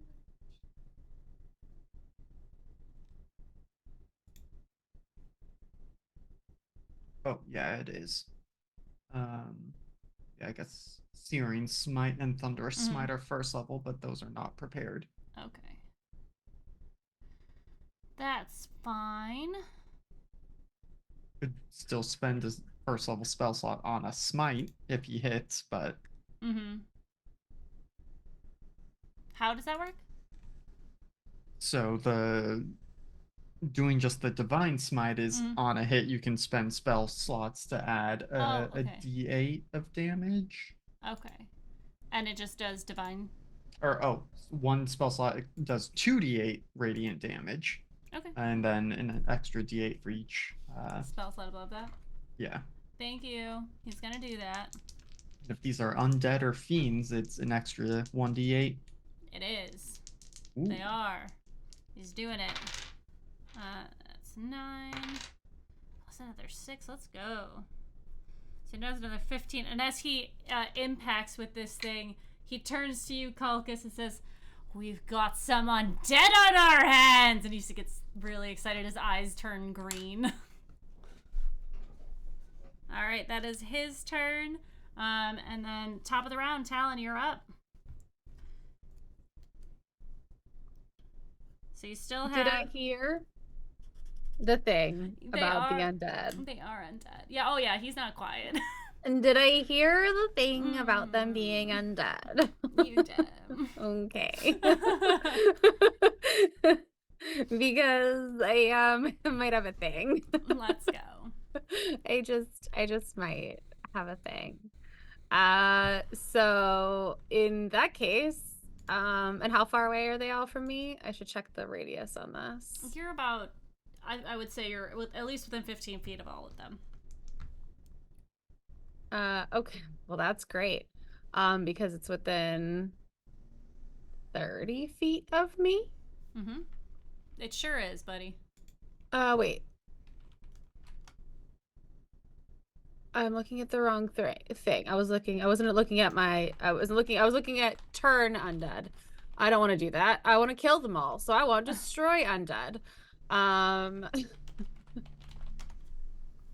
no, that's the same thing. That's just but I want to use that to destroy them instead. Okay, that's it. You're right. I'm good. Everything's fine, everybody. I know what I'm doing. This character sheet. I'm a new death cleric. I had 1 level the last time we played this game. Now I have like 7 or 8. It's a lot. So I'm gonna use Talon's gonna use channel divinity as her action and present her holy symbol, the tattoo on her arm. And show me that tattoo. The tattoo. Yeah. The tattoo on her arm. And she's going to use one of those, and they all have to make a wisdom saving throw. Okay.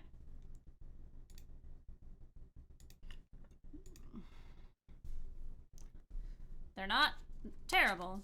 Not great. Okay, so this is going to be 1 o'clock. That was a 17. Okay, I think I'm assuming it's mine, so that would be a 17. So that one would pass. Okay. Failure at 2. 3 o'clock is definitely a failure. 4 o'clock. Come on. 15, 16. So that one does not pass So either. one of them passes. Yep. So if they are CR 1 or lower, they are instantly destroyed. They are higher than that. Oh. Well then, the ones that, since it's a channel divinity thing, then they might just be turned instead. Okay.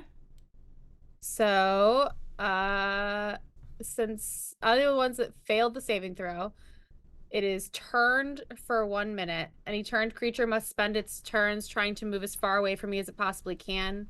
It can't willingly move into a space within 30 feet of me. It also can't take reactions. Ooh. For its action next, it can only use the dash action or try to escape from any effect that prevents it from moving.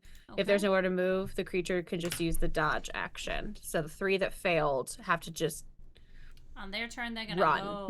They're gonna go. They are scared of me. Hell yeah. What about the one who failed? The one who passed is unaffected. Okay, cool. Cool. They do seem frightened by this. What does it look like when you do this divine? I think since it's the Blood Queen Talon's, her eyes went black before when she was like communing with her. That's what we decided, right? Mm-hmm. So her eyes go black, but then her like everything just starts like glowing like red really faintly around her. It doesn't like put off a ton of light because that wouldn't be very stealthy. Yeah. of the of the blood god who just wants souls. Yep. So it's just like a faint, she's just faintly glowing red as this happens, and her eyes are now black. All right, dope. The rats, you see that 3 of them, their eyes glaze over with this blackness, and they grow a little bit wider in fear as they are going to attempt to move away on their turn, which, boy, one of them does. The one that is in melee with Arrow and Kalkus is going to attempt to flee.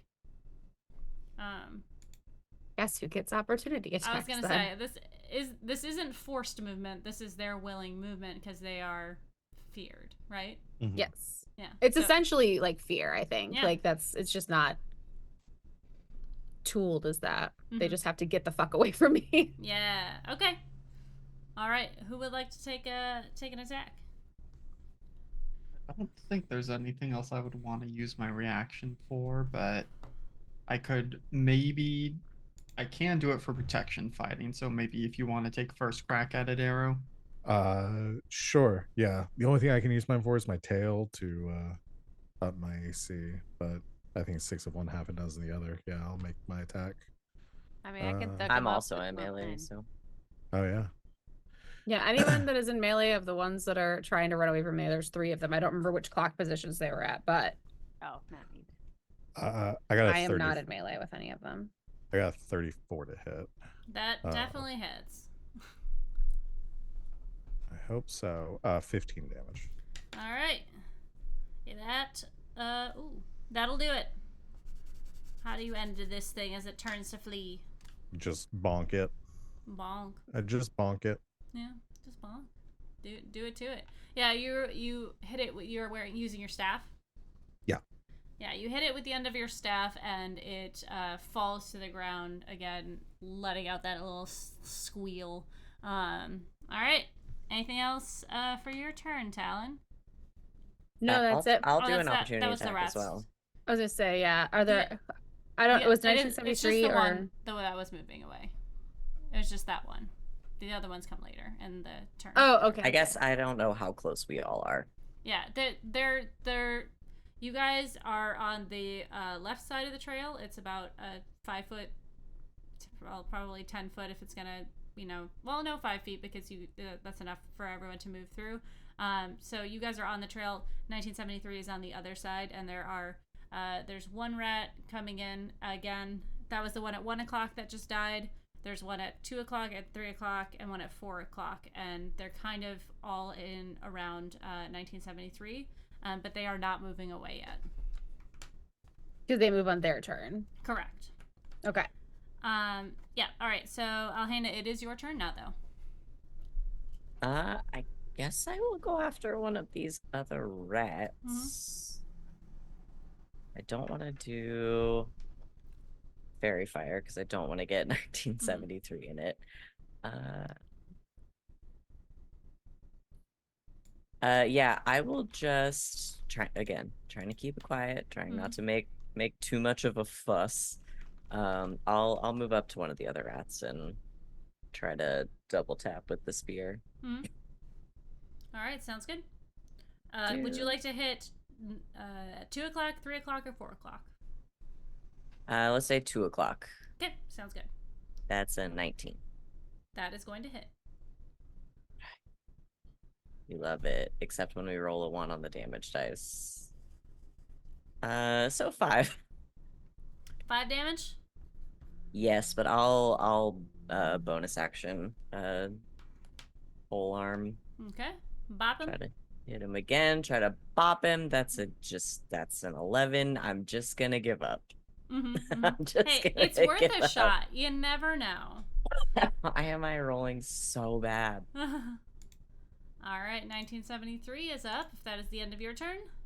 Yep, but I'm in melee now with these other ones. So if he has anything that affects.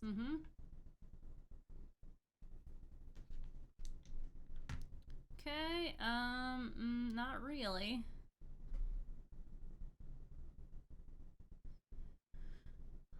Okay. I just asked because we still have no idea what this fool's deal is. Okay. Between the that's- two of them, that's I'm just fair. like, what can you do? Tell me. What are you? These are just rats. They're not going to go hard at these guys. But he is going to attack the one that does not seem to be afraid, which is the one that you just attacked. And he is going to do just 2 attacks on it.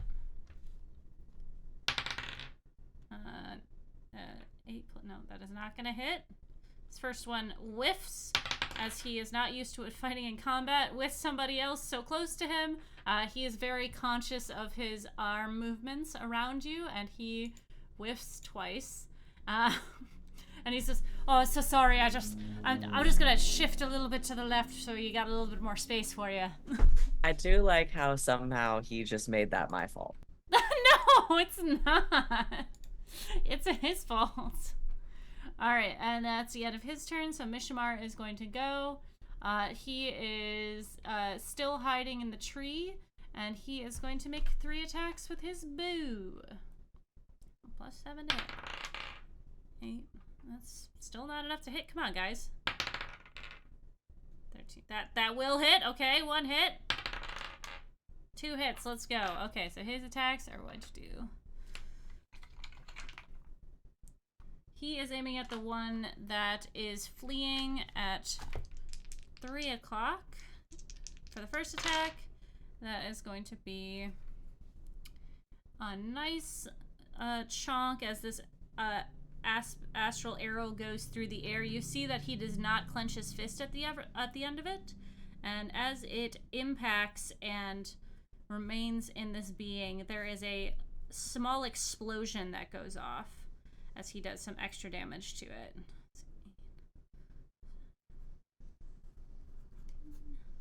And the second one is going to 14. And then he's attacking the other one for 8. And the second one explodes as well. Let's see how we did.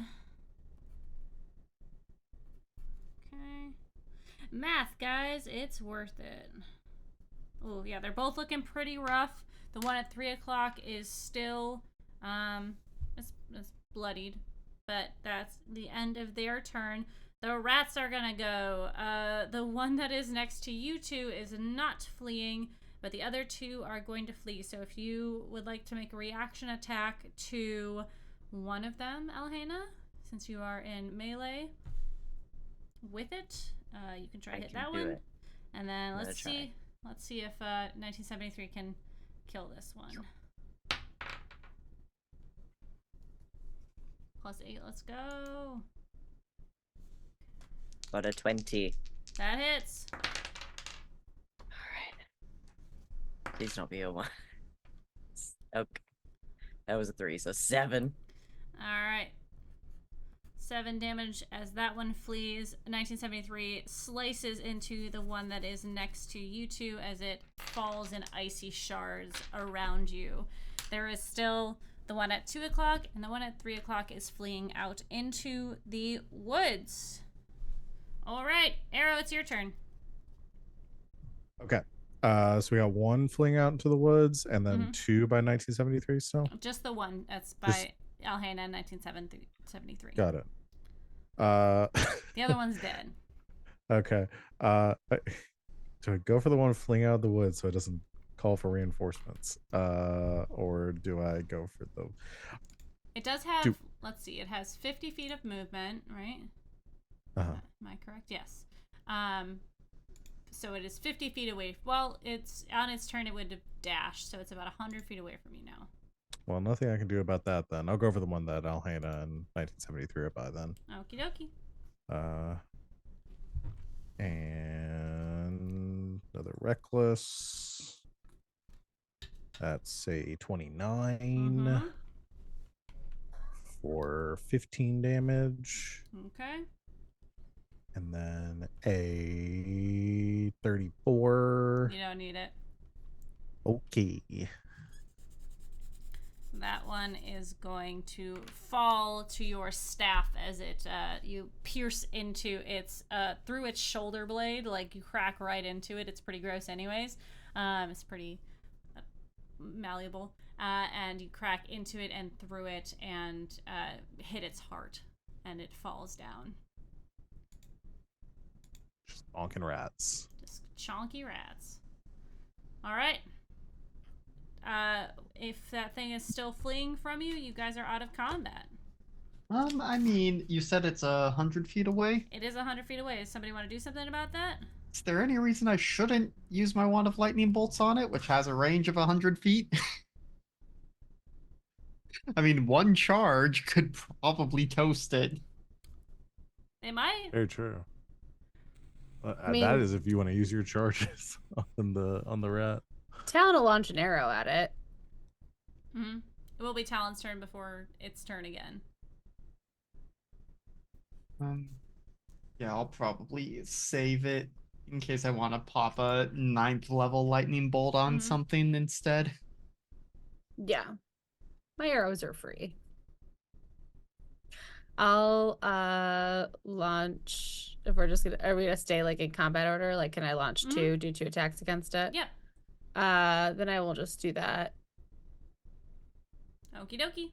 Does a 20 hit? A 20 does hit. Okay. That's gonna be 12.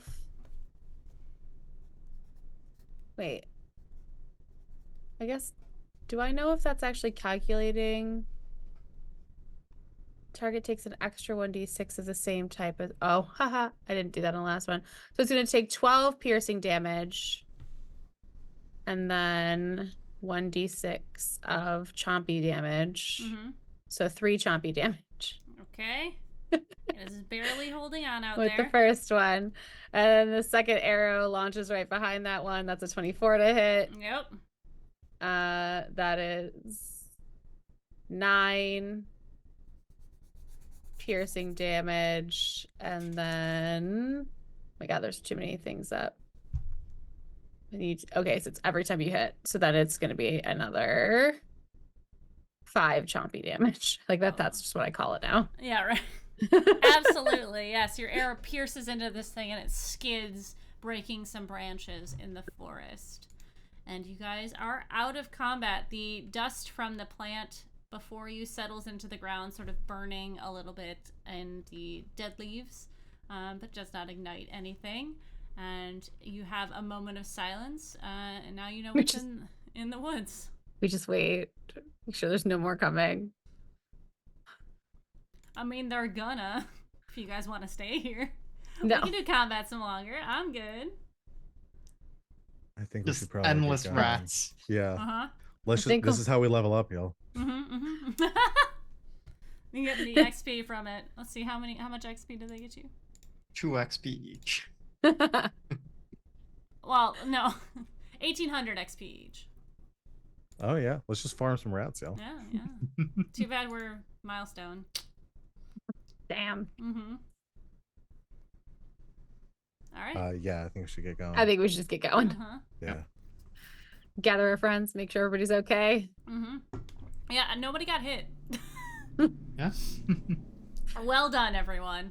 You didn't get to see the cool stuff that the rats did, but maybe you will. Are we going to continue to move through this forest stealthily? Yes. Yes. Has it been an hour? Do I need to recast Pass Without a Trace, or are we still good for a little bit longer? You probably have a little bit longer. But Okay. the end of this area is going to be a little dicey.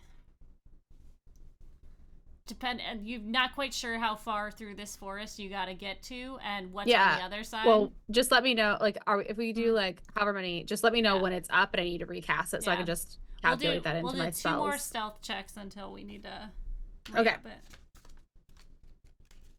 Okie dokie. Speaking of, are we backpacking again? Yes. Yeah. I guess that's probably the most convenient.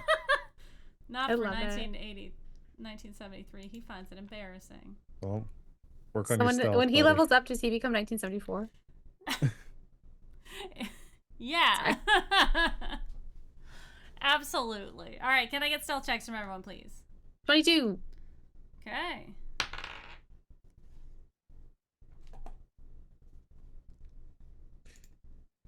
We still have August Pass high Without fives all Trace. Hena. Yes. And Yes, Pass Without a Trace is still up. Van and I both rolled 3s. Oh boy. So Oh my God. 13s. 13s. I got Oh. a 31. In Colchas's defense, I did actually roll a 2 plus 1. Yeah, so I think mine's the worst. you also hear a rustling as Mishamar has not been seen for a bit. He falls out of a tree, one of these smaller trees, and you see him like shifting and writhing as something begins to move up his skin from underneath, for he has touched a not so great plant. 1973 is going to go over and use some lay on hands. But he has made some noise as well.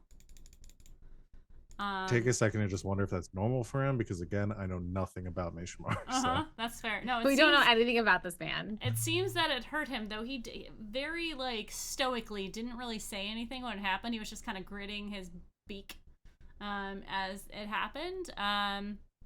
But with that, there seems to be a bit of a ruckus in the woods. Mishamar is going to get up as 1973. Hey, I'm sorry to interrupt, but I have to leave right now Oh, okay. and take care of some work stuff. So, Oh, okay. sorry. Bye, That's guys. all right.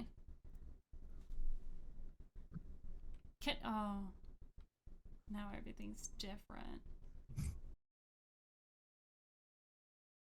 Hold on. Wow. All right. Just move around the cameras until we're in the right place. Wow. Wow. Now, play the game. Oh, wow. I don't know where I'm at. I don't have the stream. You're Oh, fine. that's You're fine. the fun. You two are fine. Yeah, we'll. I'm just gonna shift Alex over a little bit here. We can stop here for the night. We're almost to time, anyways, and we can go over our stars and wishes after. I'll just do this. So that This is modern art. Yeah, exactly. It's a performance piece.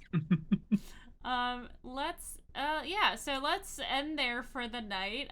You guys have almost made it through the bottom level of this area, and I'm gonna turn off. We can do this. Absolutely. And yeah, I'm excited for you guys to see. Oh no, you know what changed? You are now Moxie. Val, you are now Moxie. Okay. And I can Van, do you that. are at Arrow. Oh, okay. I got this. Okay.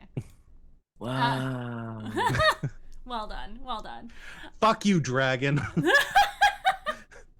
And that's Perfect. character work, people. Spot on. Let's go around and have everybody. Let's do stars and wishes for the night, so that we can get them going for next week, which we should be on. We shouldn't have any breaks for a little while here. But yeah, who wants to start with stars and wishes? I'll go. All right. My star goes to Talon. My star goes to Tanya. Myself. My star. I goes did a great myself. job. I did a great job. No, it goes to Tanya, and I'll message her this. I love when Moxie gets to do crazy things, and her just shoving her head into this, like, it was like, ew. Just like, let's see what this does. It just really wrecked me. It makes me so happy. It was really Moxie the gets part to with do her saying, impulsive things. I'm gonna hold my breath to see if In I case I dissolve turn into down to bones. Yeah, that was just such an unhinged like series of events. If we and did it made me quotes so happy. in this game, that would be my quote of the game. It really, Sorry. I'm gonna If hold my we- breath in case I turn into bones. I mean, any person, if they hold their breath long enough, will just turn into bones. That's fair. Not Fair wrong. point. Fair point. Maybe and tieflings do it different. tieflings do it different. And then my wish. Well, I was gonna make a wish to fight some undead creatures, but I got to a little bit and used a fun death cleric thing. So my other wish is going to be to find a way out of this weird garden because we've gone so far and with our crazy high perceptions for some of us, still haven't found a way out.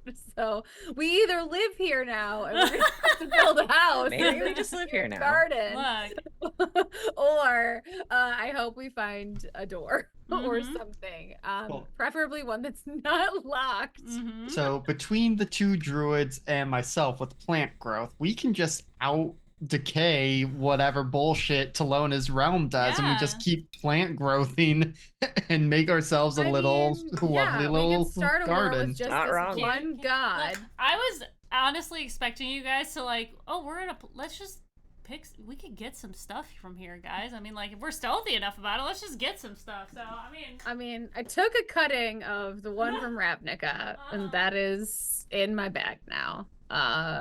I'll have to make a note of that. But yeah, that's me. Stars. That's what Star wish. I want a way out. I'm scared to live here.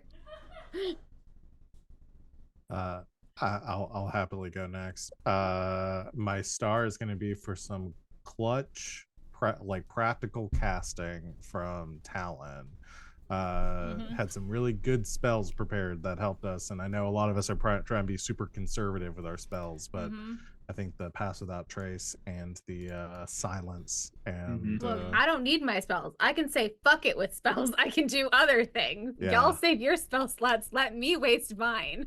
they're all very, very clutch. But they're not wasted. No, they weren't. They're useful. Like, good utilitarian. Utility. It's There like you go. burning like spellcasting. what 7 of them in the first game that we ever played. Like when we came back, just using sending. I was like, fuck it. yeah.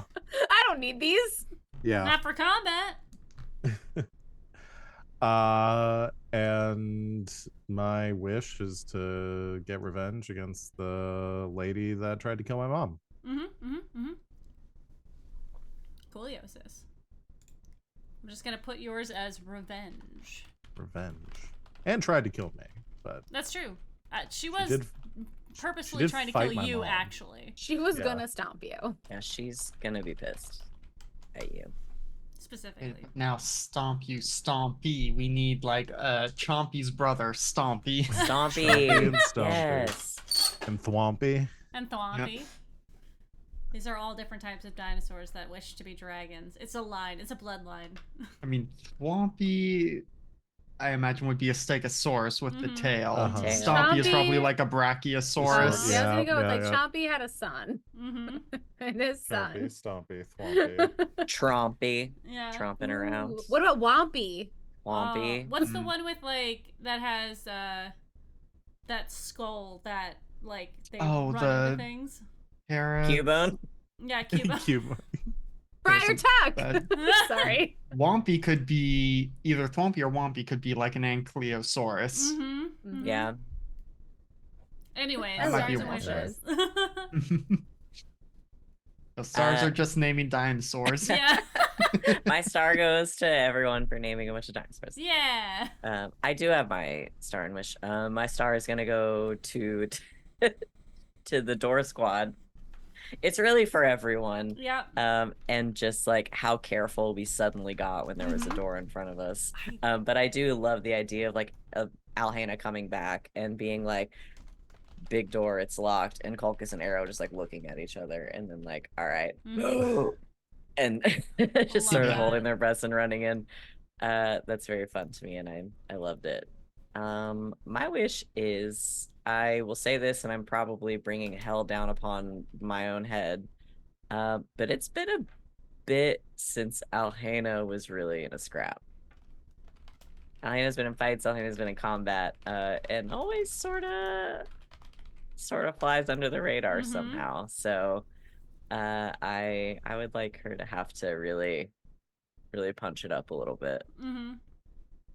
I will say, I was talking to Val a little bit earlier about this today. I was making this sort of dungeon, and I was like, I put a locked door in there, and then I was like, well, I guess none of them have the knock spell.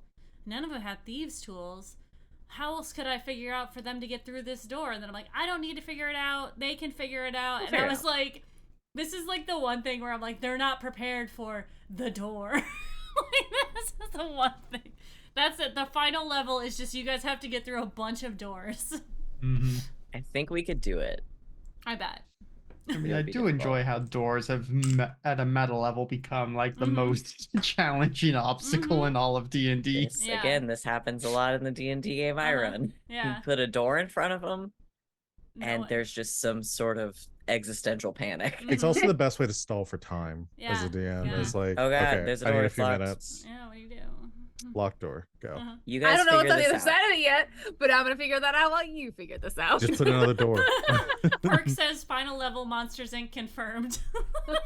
Yeah. Yes. Yes. My nightmare if I'm not a rogue. I'm telling I you, love my it. next D&D character is a rogue. Yes. All right. No door will stand in my way again. All right, Alex. Yeah. My star, I think, is going to go to LB. I don't know if this comment happened on or when we on stream or when we were on our break, but talking about like each level having different themes to it, and now I'm just like, oh shit, we're in Dante's Inferno. Let's go. Yeah. Kinda. It's a different hellish Dante's Inferno. Yeah. Assuming a lot of media that's Dante's Inferno adjacent Mhm. recently, but anyway, and then the wish is going to be to find a suitable target for me to do. If I'm being if I'm being smart, I'm not going to do a 9th level lightning bolt because that risks breaking the wand, but at least something that's worth doing an 8th level lightning Mhm, bolt mhm, on. mhm. Just like, fuck Big- you. Big bad, big lightning. Yeah. Heard. I like that. All right. My star. I really appreciated how you guys handled the beginning part of it. How cautious you were. I liked that.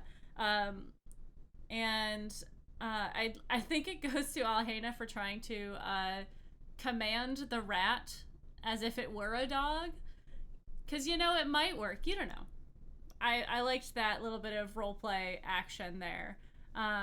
My wish is for a little bit more of that. There might be some quiet points in this, but again, there is a timeline. You guys got that ticket. I think somebody mentioned it at the beginning of the game. It was Val who was like, "We're not on a time crunch here, and I was just like, "Oh, well, actually." So I'm excited to see how long it takes you guys to get through everything and what you decide to do with the time given. And I'm just excited. My wish is for you guys to make it through this tower because I'm very excited. As I came up with each level, I was tickled in a different way. So, yeah, that's it. Let's go around and have everybody say who they are and where you can find them. We're going to start with Van, because Van, you are now Moxie. And then we'll go in the normal around. Hey guys. everybody, I'm Tanya Roland. Mhm. If you're in the area that I live in, which I don't remember what it is, but I do know the general Southwest state. Michigan. But I don't want to dox Tanya, so I'm not gonna just say things out of my brain in Mhm. case I do that. I do stand up sometimes now. Yeah. And I'm extremely talented, and you can follow my pugs on Instagram. Mhm. No, but I'm The actually Indomitable Van. Pug. The Indomitable Pugs. Follow Mhm. them on Instagram. They're very cute. And that's Van saying that. They're Mhm. really cute. They are. You're gonna want to see these pugs. I really want her to do just like a recording of them breathing, because I don't know why. As a dog groomer, I'm like that. The dogs that like breathe heavily just bring me joy. They're very cute. It's Mhm. a squishy snoot noise. Yeah.